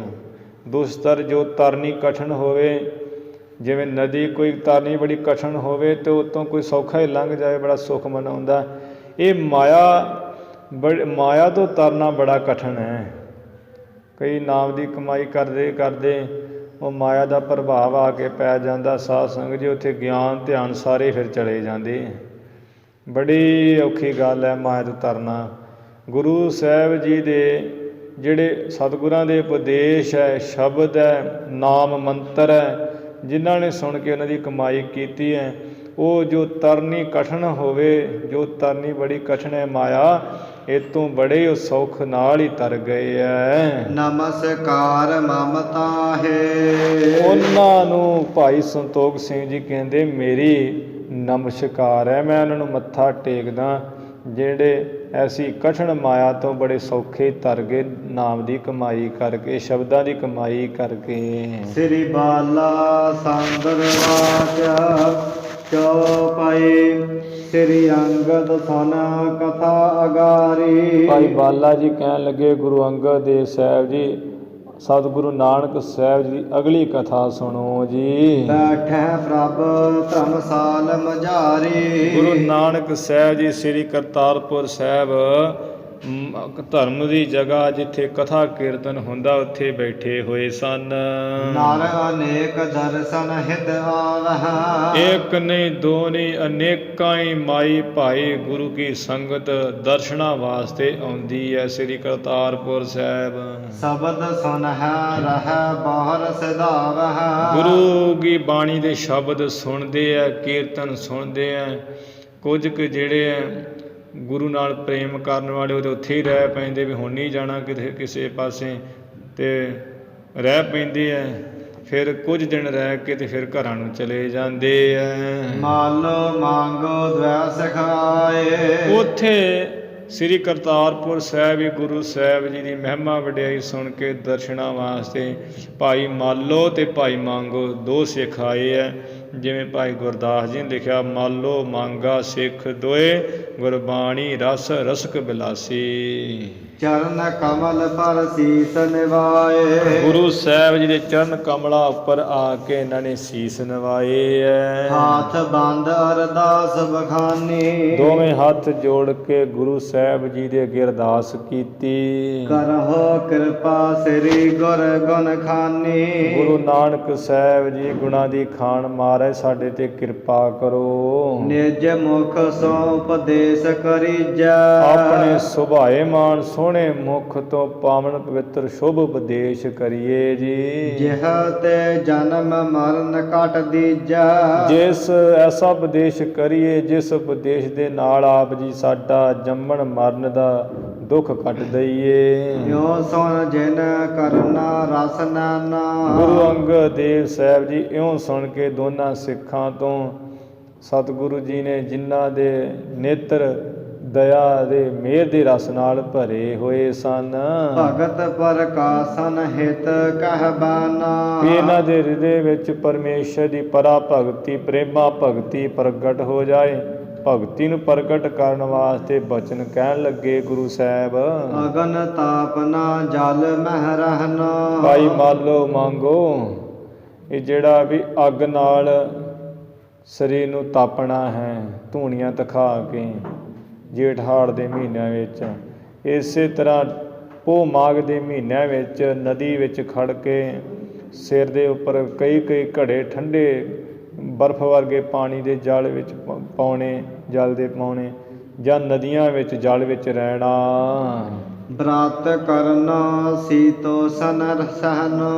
ਵਰਤ ਕਰਨਾ ਭੁੱਖੇ ਮਰਨਾ ਕਿ ਹਜੇ ਨਹੀਂ ਖਾਣਾ, ਹਜੇ ਨਹੀਂ ਖਾਣਾ। ਫਿਰ ਨੰਗੇ ਰਹਿ ਕੇ ਠੰਡ ਗਰਮੀ ਜਿਹੜੀ ਹੈ ਉਹ ਸਹਿਣੀ। ਊਰਦ ਬਾਹੋ ਅਦੋ ਸਿਰ ਕਰਨਾ। ਸੀਤੋਸਨ ਕਹੀਏ ਸੀਤ ਕਹੀਏ, ਠੰਡ ਉਸਨ ਕਹੀਏ ਗਰਮੀ, ਵੀ ਠੰਡ ਗਰਮੀ ਸਹਿਣੀ। ਊਰਦ ਬਾਹੋ ਅਦੋ ਸਿਰ ਕਰਨਾ। ਫਿਰ ਇਵੇਂ ਉੱਚੀਆਂ ਬਾਹਾਂ ਕਰਕੇ ਤਪ ਕਰਨਾ, ਬਾਹਾਂ ਹੀ ਸੁਕਾ ਲੈਣੀਆਂ। ਅਦੋ ਸਿਰ ਕਰਨਾ, ਫਿਰ ਨੀਵਾਂ ਸਿਰ ਕਰਨਾ, ਭਾਵ ਕਪਾਲੀ ਆਸਣ, ਵੀ ਸਿਰ ਠੇਠਾਂ ਕਰ ਲੈਣਾ ਅਤੇ ਜਿਹੜੀਆਂ ਲੱਤਾਂ ਤਾਂ ਕਰ ਲੈਣੀਆਂ, ਪੁੱਠੇ ਲਟਕ ਜਾਣਾ। ਖਰੇ ਹੋਨ ਚਿਰ ਲੋ ਇੱਕ ਚਰਨਾ। ਇਸੇ ਤਰ੍ਹਾਂ ਵੀ ਲੰਬੇ ਸਮੇਂ ਤੱਕ ਖੜੇ ਹੋ ਕੇ ਇੱਕ ਚਰਨ 'ਤੇ ਤਪ ਕਰਨਾ, ਜਿਵੇਂ ਭਗਤ ਧਰੂ ਜੀ ਨੇ ਕੀਤਾ ਸੀ। ਦੋਹਰਾ ਕੰਦ ਮੂਲ ਚੁਨ ਖਾਵਨੇ। ਕੰਦ ਜਿਹੜੇ ਫਲ ਫੁੱਲ ਖਾ ਕੇ, ਮੂਲ ਜਿਹੜੇ ਧਰਤੀ ਵਿੱਚ ਹੁੰਦੇ ਹੈ, ਗਾਜਰਾਂ ਮੂਲੀਆਂ ਸ਼ਕਰਕੰਦੀ ਆਦਿਕ ਜਿਹੜੇ ਜ਼ਮੀਨ 'ਚ ਹੁੰਦੇ ਆ, ਇਹੋ ਜਿਹੇ ਫਲ ਕੰਦ ਮੂਲ ਚੁਣ ਕੇ ਖਾਣੇ। ਤੀਰਥ ਤੀਰ ਨਿਵਾਸ। ਜਾਂ ਫਿਰ ਵੀ ਤੀਰਥਾਂ ਦੇ ਉੱਪਰ, ਤੀਰਥਾਂ ਦੇ ਕਿਨਾਰੇ ਜਾ ਕੇ ਨਿਵਾਸ ਕਰ ਲੈਣਾ, ਗੰਗਾ ਜਮਨਾ ਨਦੀ ਦੇ ਕਿਨਾਰੇ ਹੀ। ਭੂਮ ਭਰਮਾ ਚੰਦਰਾਇਣੀ। ਇਸੇ ਤਰ੍ਹਾਂ ਧਰਤੀ 'ਤੇ ਫਿਰਨਾ, ਭੂਮ ਕਹੀਏ ਧਰਤੀ ਤੇ ਫਿਰਦੇ ਰਹਿਣਾ, ਡਾਂਗ 'ਤੇ ਡੇਰਾ ਰੱਖਣਾ, ਕਦੀ ਕਿਤੇ ਕਦੀ ਕਿਤੇ। ਅਤੇ ਜਾਂ ਚੰਦਰਾਇਣੀ, ਇਹ ਚੰਦਰਾਇਣੀ ਇੱਕ ਪ੍ਰਕਾਰ ਦਾ ਵਰਤ ਹੈ। ਇਹ ਚੰਦਰਮਾ ਦੇ ਘਟਣ ਵਧਣ ਦੇ ਮੁਤਾਬਕ ਹੀ ਕੀਤਾ ਜਾਂਦਾ ਹੈ। ਜਦੋਂ ਮੱਸਿਆ ਤੋਂ ਬਾਅਦ ਪਹਿਲੀ ਥਿੱਤ ਆਉਂਦੀ ਹੈ, ਪਹਿਲੀ ਥਿੱਤ ਤੋਂ ਜਿਹੜਾ ਸ਼ੁਰੂ ਕਰ ਲੈਣਾ, ਜਿਹੜਾ ਮੋਰ ਦਾ ਅੰਡਾ ਹੁੰਦਾ ਹੈ, ਮੋਰ ਦੇ ਅੰਡੇ ਜਿੰਨੀ ਜਿਹੜੀ ਹੈ ਗਰਾਹੀ ਲੈ ਕੇ, ਬੁਰਕੀ ਜਿਹੀ ਲੈ ਕੇ, ਅਤੇ ਪਹਿਲੀ ਥਿੱਤ 'ਤੇ ਖਾਣੀ। ਫਿਰ ਦੂਜੀ ਨੂੰ ਦੂਜੀ, ਤੀਜੀ ਨੂੰ ਤੀਜੀ ਵਧਾਈ ਜਾਣੀਆਂ। ਪੂਰਨਮਾਸ਼ੀ ਤੱਕ ਜਿਵੇਂ ਚੰਦਰਮਾ ਵੱਧਦਾ ਹੈ, ਉਹ ਬੁਰਕੀਆਂ ਨੇ ਵਧਾਈ ਜਾਣੀਆਂ। ਪੂਰਨਮਾਸ਼ੀ ਤੱਕ 15 ਬੁਰਕੀਆਂ ਕਰ ਲੈਣੀਆਂ। ਫਿਰ ਪੂਰਨਮਾਸ਼ੀ ਸਮਾਪਤ ਹੋਣੀ, ਫਿਰ ਚੰਦਰਮਾ ਘਟਣ ਲੱਗ ਪੈਂਦਾ। ਫਿਰ ਉਸੇ ਤਰ੍ਹਾਂ ਘਟਾਉਣ ਲੱਗ ਪੈਣੀਆਂ ਬੁਰਕੀਆਂ। 15 ਤੋਂ 14, 14 ਤੋਂ 13, 13 ਤੋਂ 12, 12 ਤੋਂ 11। ਇਹ ਚੰਦਰਾਇਣੀ ਵਰਤ ਹੈ। ਇਹ ਜਿਹੜੀਆਂ ਬੁਰਕੀਆਂ ਵਧਾਈ ਜਾਣੇ, ਜਦੋਂ ਚੰਦਰਮਾ ਵਧਣਾ ਮੱਸਿਆ ਤੋਂ ਬਾਅਦ, ਅਤੇ ਪੂਰਨਮਾਸ਼ੀ ਤੋਂ ਬਾਅਦ ਘਟਣਾ ਤੋਂ ਘਟਾਈ ਜਾਣੀਆਂ ਬੁਰਕੀਆਂ। ਇਹ ਵਰਤ ਰੱਖਣਾ, ਵਧਾਉਂਦੇ ਘਟਾਉਂਦੇ ਰਹਿਣਾ। 1 ਮਹੀਨਾ ਇਹ ਵਰਤ ਕਰ ਲੈਣਾ। ਇਹ ਜਿਹੜਾ ਚੰਦਰਾਇਣੀ ਵਰਤ, ਇਹਦੇ ਮਤ ਭੇਦ ਅਨੁਸਾਰ ਹੋਰ ਵੀ ਕਈ ਤਰੀਕੇ ਹੈ, ਅਤੇ ਇਸੇ ਤਰ੍ਹਾਂ ਜੋ ਦੱਸਿਆ ਇਹ ਵੀ ਇੱਕ ਤਰੀਕਾ ਹੈ। ਇਸੇ ਤਰ੍ਹਾਂ ਜਿਹੜਾ ਚੰਦਰਾਇਣੀ ਤਪ ਕਰਨਾ, ਵਰਤ ਜਾ ਰੱਖ ਲੈਣਾ। ਤਮ ਗੁਣ ਏ ਤਪ ਰਾਤ। ਭਾਈ ਮਾਲੋ ਮੰਗੋ ਤਮੋ, ਇਹ ਵਿਚਾਰ ਲਓ ਤੁਸੀਂ ਵੀ, ਜਿਹੜਾ ਸਾਰੇ ਤਪ ਹੈ ਤਮੋ ਗੁਣੀ ਹਨ। ਚੌਪਈ ਗੋ ਤੇ ਮਨ ਜੋ ਇਕਾਗਰ ਕਰਨਾ। ਜਿਹੜਾ ਹੈ ਮਨ ਨੂੰ ਗੁਰੂ ਸਾਹਿਬ ਜੀ ਨੂੰ ਆਪਣੇ ਵੱਲੋਂ ਕਿਹੜਾ ਤਪ ਕਰਨਾ, ਉਹ ਕਰਨਾ ਚਾਹੀਦਾ ਹੈ। ਗੋ ਤੇ ਮਨ, ਜਿਹੜੀਆਂ ਗਿਆਨ ਇੰਦਰੀਆਂ ਹੈ, ਇਹ ਤੋਂ ਮਨ ਨੂੰ ਇਕਾਗਰ ਕਰਨਾ। ਮਨ ਨੂੰ ਵੀ ਇਕਾਗਰ ਕਰਨਾ ਅਤੇ ਗਿਆਨ ਇੰਦਰੀ ਨੂੰ ਇਕਾਗਰ ਕਰਨਾ। ਭਾਵ ਅੱਖਾਂ ਨੂੰ ਨਾ ਕਿਸੇ ਪਾਸੇ ਇੱਧਰ ਉੱਧਰ ਜਾਣ ਦੇਣਾ, ਕੰਨਾਂ ਨਾਲ ਨਾ ਸੁਣਨਾ ਬਹੁਤਾ, ਨਾਮ ਸਿਮਰਨ ਵੱਲ ਜੋੜਨਾ। ਕੰਨਾਂ ਨਾਲ ਪਰਮੇਸ਼ਰ ਦਾ ਨਾਮ ਸੁਣਨਾ, ਅੱਖਾਂ ਨਾਲ ਗੁਰੂ ਦੇ ਦਰਸ਼ਨ ਕਰਨੇ, ਚਮੜੀ ਨਾਲ ਗੁਰੂ ਕੇ ਸਿੱਖਾਂ ਨੂੰ ਸਪਰਸ਼ ਕਰਨਾ, ਰਸਨਾ ਨਾਲ ਜਿਹੜਾ ਹੈ ਨਾਮ ਜਪਣਾ, ਨਾਮ ਦਾ ਰਸ ਲੈਣਾ, ਸੁਗੰਧੀ ਲੈਣੀ ਗੁਰੂ ਕੇ ਨਾਮ ਦੀ। ਇਵੇਂ ਜਿਹੜਾ ਗਿਆਨ ਇੰਦਰੀਆਂ ਅਤੇ ਮਨ ਨੂੰ ਇਕਾਗਰ ਕਰਨਾ। ਕਥਾ ਕੀਰਤਨ ਨਹਿ ਪੁਨ ਧਰਨਾ। ਇਹ ਮਨ ਗੁਰੂ ਕੀ ਸੰਗਤ ਵਿੱਚ ਮਨ ਨੂੰ ਅਤੇ ਇੰਦਰੀਆਂ ਨੂੰ ਇਕਾਗਰ ਕਰਕੇ ਰੱਖਣਾ। ਸੰਗਤ ਦੇ ਵਿੱਚ ਇਹਦੇ ਹਰ ਥਾਂ ਨਹੀਂ। ਫਿਰ ਕਥਾ ਕੀਰਤਨ ਮੈਂ ਪੁਨ ਧਰਨੋ, ਨੇਤਰਾਂ ਨੂੰ ਸੰਕੋਚ ਕਰਕੇ, ਕੰਨਾਂ ਨੂੰ ਸੰਕੋਚ ਕਰਕੇ ਗਿਆਨ ਇੰਦਰੀਆਂ ਨੂੰ, ਅਤੇ ਮਨ ਨੂੰ ਜਿਹੜਾ ਹੈ ਕਥਾ ਕੀਰਤਨ ਵਿੱਚ ਬਾਰ-ਬਾਰ ਲਟਕਾ ਕੇ ਰੱਖਣਾ, ਇੱਧਰ ਹੀ ਲਿਆ ਕੇ ਲਾਉਣਾ। ਰੁਚ ਯੁਤ ਗੁਣਨ ਸਾਧਨਾ ਸੁਣਨਾ। ਰੁਚੀ ਦੇ ਸਹਿਤ, ਜਿਨ ਵੱਧ ਤੋਂ ਵੱਧ ਇਹ ਜੀ ਕਰਨਾ ਵੀ ਰੁਚੀ ਪ੍ਰੇਮ ਦੇ ਸਹਿਤ ਪਰਮੇਸ਼ਰ ਦੇ, ਪ੍ਰਭੂ ਦੇ ਗੁਣ ਗਾਉਣੇ, ਵਾਹਿਗੁਰੂ ਦੇ ਗੁਣ ਗਾਉਣੇ, ਫਿਰ ਸੁਣਨੇ, ਫਿਰ ਉਹਨਾਂ ਦੀ ਵਿਚਾਰ ਕਰਨੀ। ਮਿਲ ਕੇ ਸਤ ਸੰਗਤ ਨਿਤ ਗੁਣਨਾ। ਮਿਲ ਕੇ ਸਤ ਸੰਗਤ ਵਿੱਚ ਹਮੇਸ਼ਾ ਗੁਣਨੋਂ ਕਹੀਏ ਉਹਦੀ ਵਿਚਾਰ ਕਰਨੀ, ਪਰਮਾਰਥ ਦੀ ਵਿਚਾਰ ਕਰਨੀ। ਵੀ ਮੈਂ ਇਹ ਵੀ ਨਾਲ ਬੈਠ ਕੇ ਸੰਗਤ ਵਿੱਚ ਗੁਰੂ ਕੀ ਬਾਣੀ ਗਾ ਕੇ ਸੁਣ ਕੇ ਫਿਰ ਉਹਦੀ ਵਿਚਾਰ ਕਰਨੀ ਵੀ ਮੈਂ ਇਹ ਜੋ ਗੁਰੂ ਮਹਾਰਾਜ ਕਹਿ ਰਹੇ, ਕਿੰਨੇ ਮੈਂ ਔਗੁਣ ਛੱਡ ਰਿਹਾ ਰੋਜ਼ ਦੇ, ਅਤੇ ਕਿੰਨੇ ਗੁਣ ਗ੍ਰਹਿਣ ਕਰ ਰਿਹਾ ਹਾਂ, ਕਿੰਨੇ ਮੇਰੇ ਜਿਹੜੇ ਹੈ ਨੇਕੀ ਦੇ ਗੁਣ ਆ ਗਏ ਅਤੇ ਕਿੰਨੇ ਬਦੀ ਦੇ ਨਿਕਲ ਗਏ ਹੈ। ਇਵੇਂ ਜਿਹੜੀ ਹੈ ਵਿਚਾਰ ਕਰਨੀ ਸਤਸੰਗ ਦੇ ਵਿੱਚ ਮਿਲ ਕੇ ਹਮੇਸ਼ਾ ਹੀ। ਕਰਮ ਤਾਮਸੀ ਕਰਮ ਵਿਖਾਰੇ। ਭਾਈ ਮਾਲੋ ਮੰਗੋ, ਜਿਹੜੇ ਤਾਮਸੀ ਤਪ ਦੇ ਕਰਮ ਕਰਨੇ ਤੇ ਬੜੇ ਦੁੱਖ ਵਾਲੇ ਆ, ਬੜੇ ਦੁਖਦਾਈ, ਬੜੇ ਕਰਨੇ ਔਖੇ ਹੈ। ਇਹ ਜੋ ਰਾਜਸੀ ਲਖੋ ਸੁਖਾਰੇ। ਇਹ ਜਿਹੜੇ ਰਾਜਸੀ ਤਪ ਨੂੰ ਕਰਨਾ, ਇਹ ਤੁਸੀਂ ਸੁੱਖ ਦੇਣ ਵਾਲਾ ਜਾਣ ਲਓ, ਸੌਖਾ ਹੈ ਕਰਨਾ। ਫਲ ਵਿਸ਼ਾਲ ਹੋਆ ਥੋਰ ਕਮਾਈ। ਗੁਰੂ ਸਾਹਿਬ ਜੀ ਵਿਸਥਾਰ ਨਾਲ ਪਿੱਛੇ ਦੱਸੀ ਤੇ ਆਈ ਹੈ ਵੀ ਕਿਵੇਂ ਉਹ ਤਪ ਕਰਨਾ। ਕਵੀ ਸਾਹਿਬ ਜੀ ਨੇ ਉਸੇ ਪ੍ਰਤਾਪ ਦੇ ਇੱਥੇ ਥੋੜ੍ਹਾ ਦੱਸਿਆ ਹੈ। ਫਲ ਵਿਸ਼ਾਲ ਹੈ, ਜਿਹੜਾ ਰਾਜਸੀ ਤਪ ਹੈ ਅਤੇ ਸਤੋਗੁਣੀ ਤਪ ਹੈ, ਇਹਦਾ ਫਲ ਵਿਸ਼ਾਲ, ਇਹਦਾ ਫਲ ਬਹੁਤਾ ਹੈ, ਕਮਾਈ ਥੋੜ੍ਹੀ ਹੈ, ਥੋੜ੍ਹੀ ਕਮਾਈ ਕਰਨੀ ਪੈਂਦੀ ਇਹਦੇ ਵਿੱਚ। ਤਿੰਨ ਮਿਹਨਤ ਵੱਡ ਲਗ ਫਲ ਪਾਏ। ਇਹਨਾਂ ਦੇ ਉਹਨਾਂ ਜਿਹੜੇ ਹੈ ਤਾਮਸੀ ਤਪ ਦਾ ਕੀ ਹੈ, ਮਿਹਨਤ ਵੱਡੀ ਹੈ, ਮਿਹਨਤ ਜ਼ਿਆਦਾ ਹੈ, ਅਤੇ ਫਲ ਉਹਦਾ ਬਹੁਤ ਛੋਟਾ ਪਾਈਦਾ। ਜਲ ਧਾਰਾ ਕਰਨੀਆਂ, ਪੁੱਠੇ ਲਟਕਣਾ, ਖੂਨ ਸਾਰਾ ਸਿਰ 'ਚ ਹੀ ਆ ਜਾਂਦਾ, ਪੁੱਠੇ ਲਟਕਣਾ ਹੁੰਦਾ, ਅੱਖਾਂ ਲਾਲ ਹੋ ਜਾਂਦੀਆਂ। ਇਸੇ ਤਰ੍ਹਾਂ ਗਰਮੀ ਵਿੱਚ ਧੂਣੀਆਂ ਦਿਖਾਉਣੀਆਂ, ਸਰੀਰ ਨੂੰ ਕਸ਼ਟ, ਠੰਡ ਵਿੱਚ ਪਾਣੀ ਨਾਲ ਨਹਾਈ ਜਾਣਾ, ਨਦੀ ਵਿੱਚ ਡੁੱਬੇ ਰਹਿਣਾ, ਉਹ ਵੀ ਠੰਡ ਨਾਲ ਹੀ ਮਰਨਾ। ਇਵੇਂ ਉਹ ਤਪ ਤਾਮਸੀ ਵਿੱਚ ਮਿਹਨਤ ਵੱਡੀ ਹੈ, ਛੋਟਾ ਫਲ ਪਾਈਦਾ ਹੈ। ਦੋਹਰਾ ਸੁਨਤ ਪ੍ਰਸ਼ਨ ਮਾਲੋ ਕਹਿਓ। ਸੁਣਦਿਆਂ ਸਾਰੀ ਪ੍ਰਸ਼ਨ ਜਿਹੜਾ ਹੈ ਭਾਈ ਮਾਲੋ ਨੇ ਅੱਗੋਂ ਕਿਹਾ। ਫਲ ਮਿਹਨਤ ਅਨੁਸਾਰ ਇਹਨੇ ਸੁਣਦਿਆਂ ਸਤਿਗੁਰ ਜੀ ਤੋਂ ਆਪਣਾ ਪ੍ਰਸ਼ਨ ਕਿਹਾ, ਗੁਰੂ ਸਾਹਿਬ ਜੀ ਫਲ ਤੇ ਮਿਹਨਤ ਅਨੁਸਾਰ ਹੁੰਦਾ।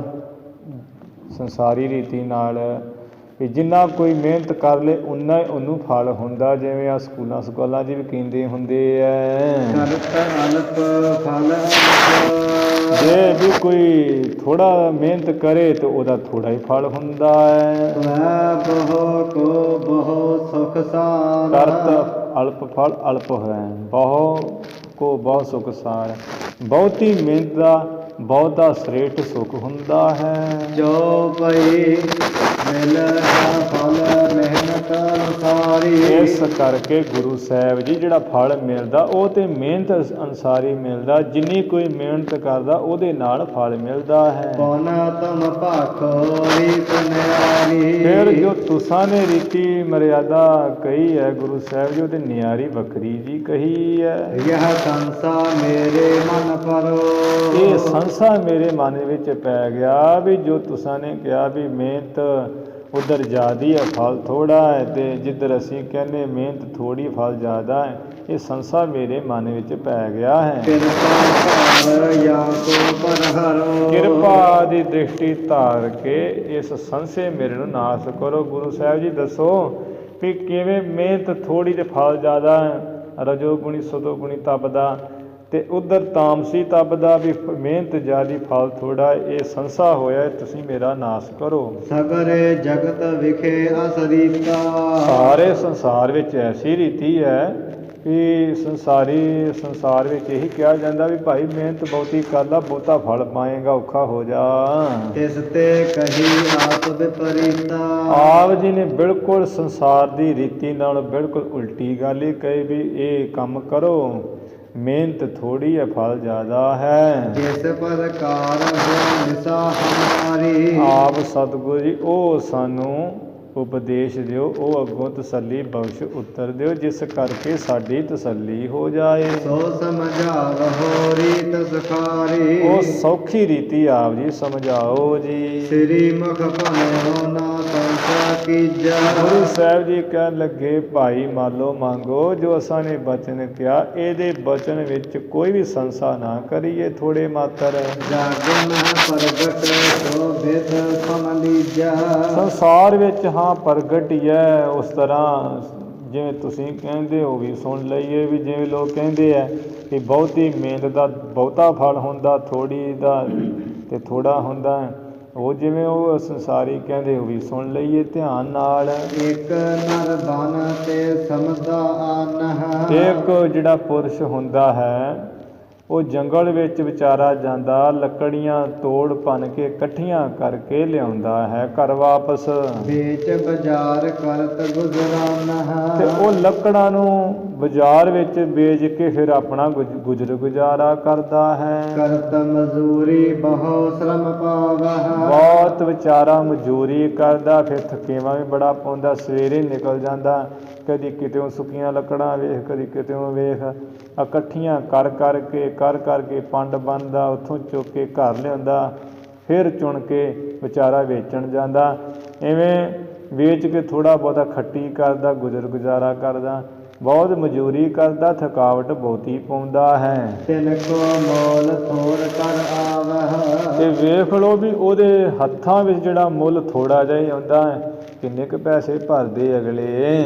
ਪੁਨ ਜੇ ਬਨਜ ਕਰਹਿ ਹਟਵਾਨਾ। ਫਿਰ ਜਿਹੜਾ ਵਣਜ ਵਪਾਰ ਕਰਦਾ, ਹੱਟੀ ਵਾਲਾ ਜਿਹੜਾ ਅੱਗੋਂ ਲੱਕੜਾਂ ਲੈਂਦਾ ਹੈ। ਲਵਣ ਤੇਲ ਅੰਨ ਜੇ ਭਜਨਾਨਾ। ਲੂਣ ਤੇਲ ਅੰਨ ਤੇ ਨਾਨਾ ਤਰ੍ਹਾਂ ਦੇ ਉਹਦੇ ਕੋਲ ਹੁੰਦਾ, ਹੱਟੀ ਵਾਲੇ ਕੋਲ। ਤਿਨ ਤੇ ਇਨ ਕੋ ਲਾਭ ਕਨੇਰੋ। ਤਿੰਨ ਤੇ ਕਹੀਏ ਜਿਹੜਾ ਵਿਚਾਰਾ ਲੱਕੜਾਂ ਜੰਗਲ ਵਿੱਚ ਚੁੱਗ ਕੇ ਲਿਆਉਂਦਾ ਹੈ, ਉਤੋਂ ਇਸ ਹੱਟੀ ਵਾਲੇ ਨੂੰ ਬਹੁਤਾ ਲਾਭ ਹੁੰਦਾ ਜਿਹੜਾ ਇਹ ਖਰੀਦਦਾ ਅੱਗੋਂ ਲੱਕੜਾਂ। ਸ਼ਰਮ ਥੋਰੋ ਹੈ ਪ੍ਰਗਟ ਸੋਹੇਰੋ। ਤੇ ਉਹਦੇ ਦੁਕਾਨ ਵਿੱਚ ਲੂਣ ਹੁੰਦਾ, ਤੇਲ ਹੁੰਦਾ, ਅੰਨ ਹੁੰਦਾ, ਤੇ ਉਹ ਜਿਹੜਾ ਵਿਚਾਰਾ ਲੱਕੜਾਂ ਲਿਆਉਂਦਾ ਉਹ ਗਰੀਬ ਉਨਾ ਵੀ ਖੜਦਾ ਜਿੰਨਾ ਕੁ ਫਿਰ ਬਣਾ ਕੇ ਖਾ ਖੂ ਲੈਣਾ। ਇੱਧਰ ਤੇ ਹੱਡੀ ਭਰੀ ਰਹਿੰਦੀ ਹੈ, ਇਸੇ ਤਰ੍ਹਾਂ ਗੁਰੂ ਸਾਹਿਬ ਕਹਿੰਦੇ ਹੱਟੀ ਵਾਲੇ ਨੂੰ ਬਹੁਤਾ ਲਾਭ ਹੁੰਦਾ ਹੈ। ਸ਼ਰਮ ਥੋਰੋ ਹੈ ਪ੍ਰਗਟ ਸੋ ਹੀਰੇ। ਇਹ ਥਕਾਵਟ ਇਹਨੂੰ ਥੋੜ੍ਹੀ ਹੁੰਦੀ ਹੈ। ਕਾਹਦੀ ਨੂੰ ਥਕਾਵਟ? ਹੱਟੀ 'ਚ ਬੈਠਾ ਹੁੰਦਾ, ਕਹਿੰਦਾ ਲੱਕੜਾਂ ਲੈ ਲਾ, ਕਹਿੰਦਾ ਕਰ ਲਾ ਰੇਟ। ਐਵੇਂ ਥੋੜ੍ਹਾ ਥਕਾਵਟ ਥੋੜ੍ਹੀ ਪ੍ਰਗਟ ਰੂਪ ਵਿੱਚ ਹੀ ਉਹਨੂੰ ਦੇਖੀ ਜਾਂਦੀ ਹੈ ਹੱਟੀ ਵਾਲੇ ਨੂੰ। ਅਪਰ ਰੁਪਈਅਨ ਕੇ ਵਿਵਹਾਰੇ। ਹੋਰ ਜਿਹੜਾ ਰੁਪਈਆਂ ਦਾ ਲੈਣ ਦੇਣ ਵਾਲੇ ਹੈ, ਲਾਭ ਬਹੁਤ ਲੈ ਰਹਿਣ ਸਖਾਰੇ। ਬਹੁਤ ਦਾ ਉਹ ਲਾਭ ਲੈਂਦੇ ਆ, ਸੁੱਖ ਵਾਲੇ ਸੌਖੇ ਹੋ ਕੇ ਰਹਿੰਦੇ ਆ। ਇੱਕ ਜਵਾਹਰੀ ਸੁਖ ਸੋ ਬੈਸੇ। ਇੱਕ ਜਿਹੜੇ ਜਵਾਹਰੀ ਹੁੰਦੇ ਆ ਉਹ ਸੁੱਖ ਨਾਲ ਬੈਠੇ ਹੁੰਦੇ ਆ। ਜਿਹੜੇ ਆ ਸੁਨਿਆਰੇ ਲੋਕ, ਤਨ ਕੋ ਖੇਦ ਦੇਤ ਨਹਿ ਕਾਸੇ। ਉਹ ਲੋਕ ਸਰੀਰ ਨੂੰ ਕਸ਼ਟ ਥੋੜ੍ਹਾ ਮਾਤਰ ਵੀ ਕਿਸੇ ਤਰ੍ਹਾਂ ਨਹੀਂ ਦਿੰਦੇ, ਚੌਂਕੜਾ ਮਾਰ ਕੇ ਬੈਠੇ ਹੁੰਦੇ ਆਰਾਮ ਨਾਲ ਦੁਕਾਨ ਵਿੱਚ। ਮੁਕਤਾ ਹੀਰੇ ਬਣ ਜਹ ਸੋਈ। ਤੇ ਜਦੋਂ ਕੋਈ ਵੇਚਣ ਵਾਲਾ ਵੀ ਵੇਖੋ ਉੱਥੇ ਹੀ ਆ ਜਾਂਦਾ, ਲੈਣ ਵਾਲਾ ਵੀ ਉੱਥੇ ਆ ਜਾਂਦਾ ਹੈ।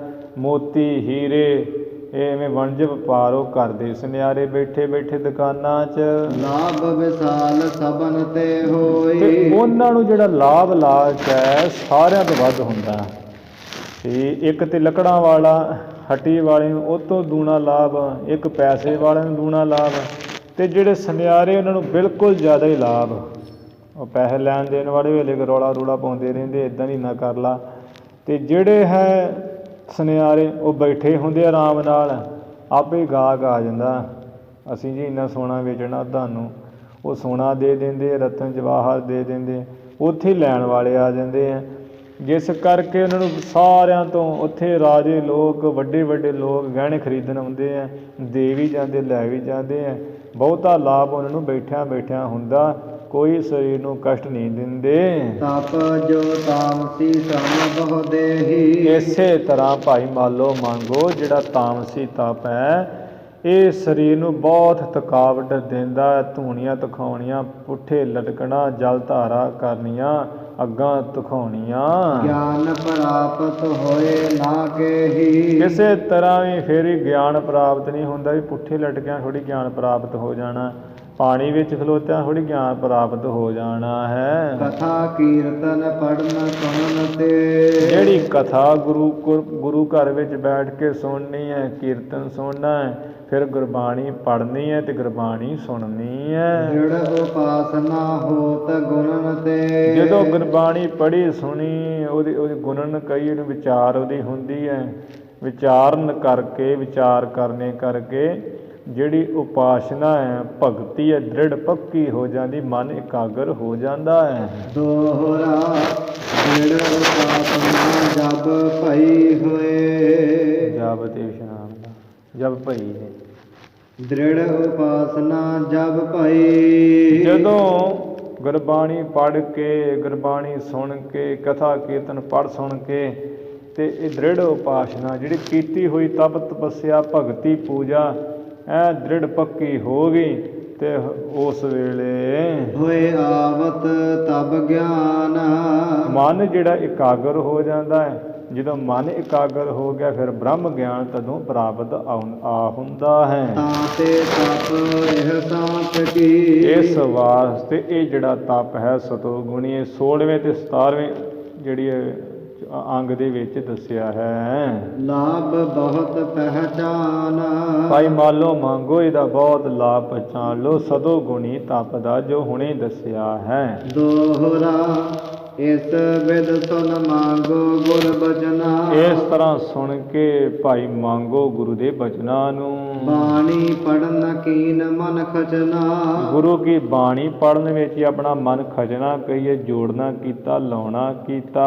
ਸਨਮੁਖ ਮਾਲੋ ਸੁਨ ਹੈ ਤਬ ਹੀ। ਤਦੋਂ ਜੋ ਭਾਈ ਮਾਲੋ ਹੈ ਸਾਹਮਣੇ ਬੈਠ ਕੇ ਸੁਣਦਾ ਇੰਦਰੀਆਂ ਨੂੰ ਤੇ ਮਨ ਨੂੰ ਇਕਾਗਰ ਕਰਕੇ। ਬੈਠ ਰਖੀਕ ਸੰਕੋਚਾ ਤਬ ਹੀ। ਸਾਰੀਆਂ ਇੰਦਰੀਆਂ ਨੂੰ, ਅੱਖਾਂ ਨੂੰ ਇੱਧਰ ਵੇਖਦਾ ਨਹੀਂ, ਇੱਧਰ ਉੱਧਰ, ਕੰਨਾਂ ਨਾਲ ਕੋਈ ਆਵਾਜ਼ ਨਹੀਂ ਕਰਨੀ ਪੈਣ ਦਿੰਦਾ। ਇਸੇ ਤਰ੍ਹਾਂ ਹੀ ਜਿਹੜਾ ਹੈ ਜ਼ੁਬਾਨ ਨਾਲ ਕੁਝ ਨਹੀਂ ਬੋਲਦੇ ਹੈ, ਆਰਾਮ ਨਾਲ ਮਨ ਦੀ ਬਿਰਤੀ ਇਕਾਗਰ ਕਰਕੇ, ਇੰਦਰੀਆਂ ਨੂੰ ਸੰਕੋਚ ਕਰਕੇ ਤੇ ਭਾਈ ਮਾਲੋ ਸਾਹਮਣੇ ਹੋ ਕੇ ਬੈਠ ਕੇ ਗੁਰਬਾਣੀ ਸੁਣਦਾ ਹੈ। ਮਿਲ ਕਾ ਕੀਰਤਨ ਬਾਹਰ ਉਚਰਹੀ। ਫਿਰ ਮਿਲ ਕੇ ਦੋਵੇਂ ਜਾਣੇ ਬਹੁਤ ਹੀ ਕੀਰਤਨ ਵਾਹਿਗੁਰੂ ਦੀ ਸਿਫਤ ਉਚਾਰਦੇ ਕੀਰਤਨ ਕਰਦੇ ਮਿਲ ਜੁਲ ਕੇ। ਕਰ ਇਕਾਗਰਤਾ ਮਨ ਧਰਹੀ। ਜਦੋਂ ਗੁਰਬਾਣੀ ਦਾ ਕੀਰਤਨ ਕਰਦੇ ਐ ਮਨ ਨੂੰ ਇਕਾਗਰ ਕਰਕੇ ਰੱਖਦੇ, ਮਨ ਨੂੰ ਐ ਡਾਵਾਂ ਡੋਲ ਨਹੀਂ ਹੋਣ ਦਿੰਦੇ। ਤਿਨ ਕੀ ਰਸਨਾ ਸਾਧ ਵਿਸ਼ਾਲਾ। ਇਹਨਾਂ ਦੀ ਜਿਹੜੀ ਰਸਨਾ ਤੇ ਕੀਰਤਨ ਵਸਦਾ ਗੁਰਬਾਣੀ ਜਦੋਂ ਪੜ੍ਹਦੇ ਐ ਸੁਣਨ ਵਾਲਿਆਂ ਨੂੰ ਬਹੁਤ ਸਵਾਦ ਆਉਂਦਾ ਹੈ। ਸੁਣਤ ਪ੍ਰੇਮ ਜਾਗਤ ਤਕਾਲਾ। ਸੁਣਨ ਵਾਲਿਆਂ ਦੇ ਜਿਹੜਾ ਹਿਰਦੇ ਵਿੱਚ ਬੜੀ ਛੇਤੀ ਨਾਲ ਹੀ ਪ੍ਰੇਮਾ ਭਗਤੀ ਦਾ ਪ੍ਰੇਮ ਜਾਗਦਾ ਹੈ। ਦੋਹਰਾ ਜੋ ਜੋ ਸਿੱਖ ਤਿਨ ਤੇ ਸੁਨਤ। ਜੋ ਵੀ ਸਿੱਖ ਇਹਨਾਂ ਤੋਂ ਕੀਰਤਨ ਗੁਰਬਾਣੀ ਸੁਣਦੇ ਐ ਤਿਆਗਹ ਬਿੰਦ ਵਿਕਾਰ। ਸੁਣਦਿਆਂ ਸਾਰੀ ਸਮੂਹ ਜਿਹੜੇ ਮੰਦ ਵਿਕਾਰ ਉਹ ਛੱਡ ਦਿੰਦੇ ਐ। ਧਰਮ ਕਰਿਤ ਕਰ ਵੰਡ ਕਾ। ਦੋਵੇਂ ਭਾਈ ਮਾਲੋ ਤੇ ਭਾਈ ਮੰਗੋ ਧਰਮ ਦੀ ਕਿਰਤ ਕਰਕੇ ਤੇ ਫਿਰ ਵੰਡ ਕੇ ਛਕਦੇ ਐ। ਅਚਵਾ ਬਹੁਰ ਆਹਾਰ। ਧਰਮ ਦੀ ਕਿਰਤ ਕਰਕੇ ਫਿਰ ਉਦੋਂ ਵੰਡਦੇ ਐ ਤੇ ਵੰਡ ਕੇ ਜਿਹੜਾ ਹੈ ਗੁਰੂ ਕੇ ਸਿੱਖਾਂ ਵਾਸਤੇ ਗੁਰੂ ਮਹਾਰਾਜ ਸੰਗਤ ਵਾਸਤੇ ਇਹ ਜਿਹੜਾ ਲੰਗਰ ਤਿਆਰ ਕਰਦੇ ਐ। ਸੰਗਤ ਨੂੰ ਪਹਿਲਾਂ ਛਕਾਉਂਦੇ ਐ, ਬਾਅਦ ਵਿੱਚ ਆਪ ਭੋਜਨ ਛਕਦੇ ਐ। ਜੋ ਕੋਈ ਸਿੱਖ ਸੰਤ ਜਾਏ ਜੋ ਤਿਨ ਕੇ ਡੇਰੇ। ਜੋ ਵੀ ਸਿੱਖ ਸਾਧੂ ਸੰਤ ਭਾਈ ਮਾਲੋ ਮੰਗੋ ਦੇ ਡੇਰੇ ਤੇ ਜਾਂਦਾ ਹੈ। ਸੇਵਾ ਕਰਹੀ ਭਾਉ ਕਨੇਰੇ। ਇਹ ਗੁਰੂ ਕਾ ਸਿੱਖ ਆਇਆ ਜਾਣ ਕੇ ਬਹੁਤ ਹੀ ਜਿਹੜੀ ਹੈ ਸੇਵਾ ਕਰਦੇ ਹੈ। ਸਿੱਖ ਕੋ ਪਿਲਾਏ ਪਾਣੀ ਭਾਉ ਕਰ ਕੁਰ ਖੇਤ ਅਸੁ ਮੇਰ ਜਗ ਫਲ ਸਿੱਖ ਕੋ ਜਿਵਾਏ ਕਾ। ਇੰਨਾ ਮਹਾਨ ਫਲ ਭਾਈ ਗੁਰਦਾਸ ਜੀ ਨੇ ਲਿਖਿਆ ਹੈ। ਤਿਨ ਕੇ ਸਦਨ ਦੇਸ ਜਿਸ ਮਾਹੀ। ਇਹਨਾਂ ਦੇ ਘਰ ਤਿਨ ਕੇ ਸਦਨ ਇਹਨਾਂ ਦੇ ਘਰ ਜਿਸ ਦੇਸ਼ ਵਿੱਚ ਹਨ। ਭਾ ਉਧਾਰ ਬਹੁ ਨਰਨ ਤਹਾਹੀ। ਉੱਥੋਂ ਦੇ ਬਹੁਤ ਲੋਕਾਂ ਦਾ ਹੀ ਕਹਿੰਦੇ ਆਧਾਰ ਹੋਇਆ ਹੈ। ਜਿਨੀ ਨਾਮ ਤੇ ਆਇਆ ਗਏ ਮਸਕਤ ਕਾਲ ਨਾਨਕ ਤੇ ਮੁਖੁਜਲੇ ਕੀਤੀ ਛੁੱਟੀ ਨਾਲ। ਜਿਨ੍ਹਾਂ ਨੇ ਭਾਈ ਨਾਮ ਨੂੰ ਧਿਆਇਆ ਹੈ ਅਤੇ ਇੱਥੇ ਸੰਸਾਰ ਵਿੱਚ ਰਹਿ ਕੇ ਗੁਰੂ ਕੀ ਸੇਵਾ ਭਗਤੀ ਕਰਕੇ ਮਸਕਤ ਘਾਲ ਕੇ ਗਏ ਨਾ ਪਰਲੋਕ ਵਿੱਚ, ਅਤੇ ਉਹਨਾਂ ਦੀ ਭਗਤੀ ਕਰਕੇ ਨਾਨਕ ਤੇ ਮੁਖ ਉਜਲੇ। ਉਹ ਰੱਬ ਦੇ ਪਿਆਰਿਆਂ ਦੇ ਪਰਲੋਕ ਵਿੱਚ ਅਤੇ ਇੱਥੇ ਮੁਖ ਉਜਲੇ ਹੀ ਹੈ ਕੀਤੀ ਛੁੱਟੀ ਨਾਲ। ਉਹਨਾਂ ਨਾਲ ਮਿਲ ਜੁਲ ਕੇ ਰਹਿਣ ਵਾਲੇ ਵੀ ਕਿੰਨੇ ਛੁੱਟ ਜਾਂਦੇ ਆ, ਉਹਨਾਂ ਦਾ ਵਿਧਾਰ ਹੋ ਜਾਂਦਾ ਹੈ। ਤਿੰਨ ਜਮ ਕਾਲ ਨਾ ਵਿਆਪਈ ਜਿਨ ਸੱਚ, ਉਹਨਾਂ ਨੂੰ ਜਮ ਕਾਲ ਨਹੀਂ ਵਿਆਪਦਾ। ਜਿਨ੍ਹਾਂ ਨੇ ਸੱਚੇ ਪਰਮੇਸ਼ਰ ਦੇ ਨਾਮ ਨਾਲ ਆਪਣਾ ਮਨ ਜੋੜਿਆ ਹੈ ਉਹ ਆਪ ਛੁੱਟੇ ਪਰਿਵਾਰ ਸਿਉ ਤਿੰਨ ਪਿੱਛੇ ਸਭ ਜਗਤ ਛੁੱਟੀ ਵੈ। ਆਪ ਵੀ ਛੁੱਟਦੇ, ਪਰਿਵਾਰ ਨੂੰ ਵੀ ਛਡਾਉਂਦੇ ਹੈ, ਪਿੰਡ ਨੂੰ ਵੀ ਛਡਾ ਲੈਂਦੇ ਹੈ, ਇਲਾਕੇ ਦੇਸ਼ ਨੂੰ ਵੀ ਛਡਾ ਲੈਂਦੇ। ਉਹ ਮਹਾਂਪੁਰਖ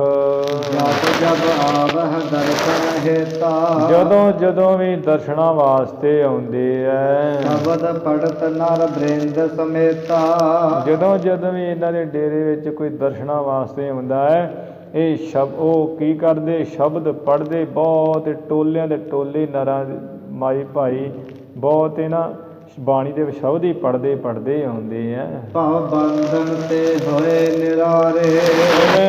ਸੰਸਾਰ ਦੇ ਮੋਹ ਮਮਤਾ ਦੇ ਬੰਧਨਾਂ ਤੋਂ ਇਹ ਨਿਰਾਰੇ ਰਹਿਤ ਹੋ ਗਏ ਹੈ। ਸੰਗੀ ਅਪਰ ਅਨੇਕ ਉਧਾਰੇ। ਆਪਣੇ ਸੰਗੀ ਸਾਥੀ ਵੀ ਅਨੇਕਾਂ ਹੀ ਉਹਨਾਂ ਨੇ ਤਾਰੇ ਹੈ।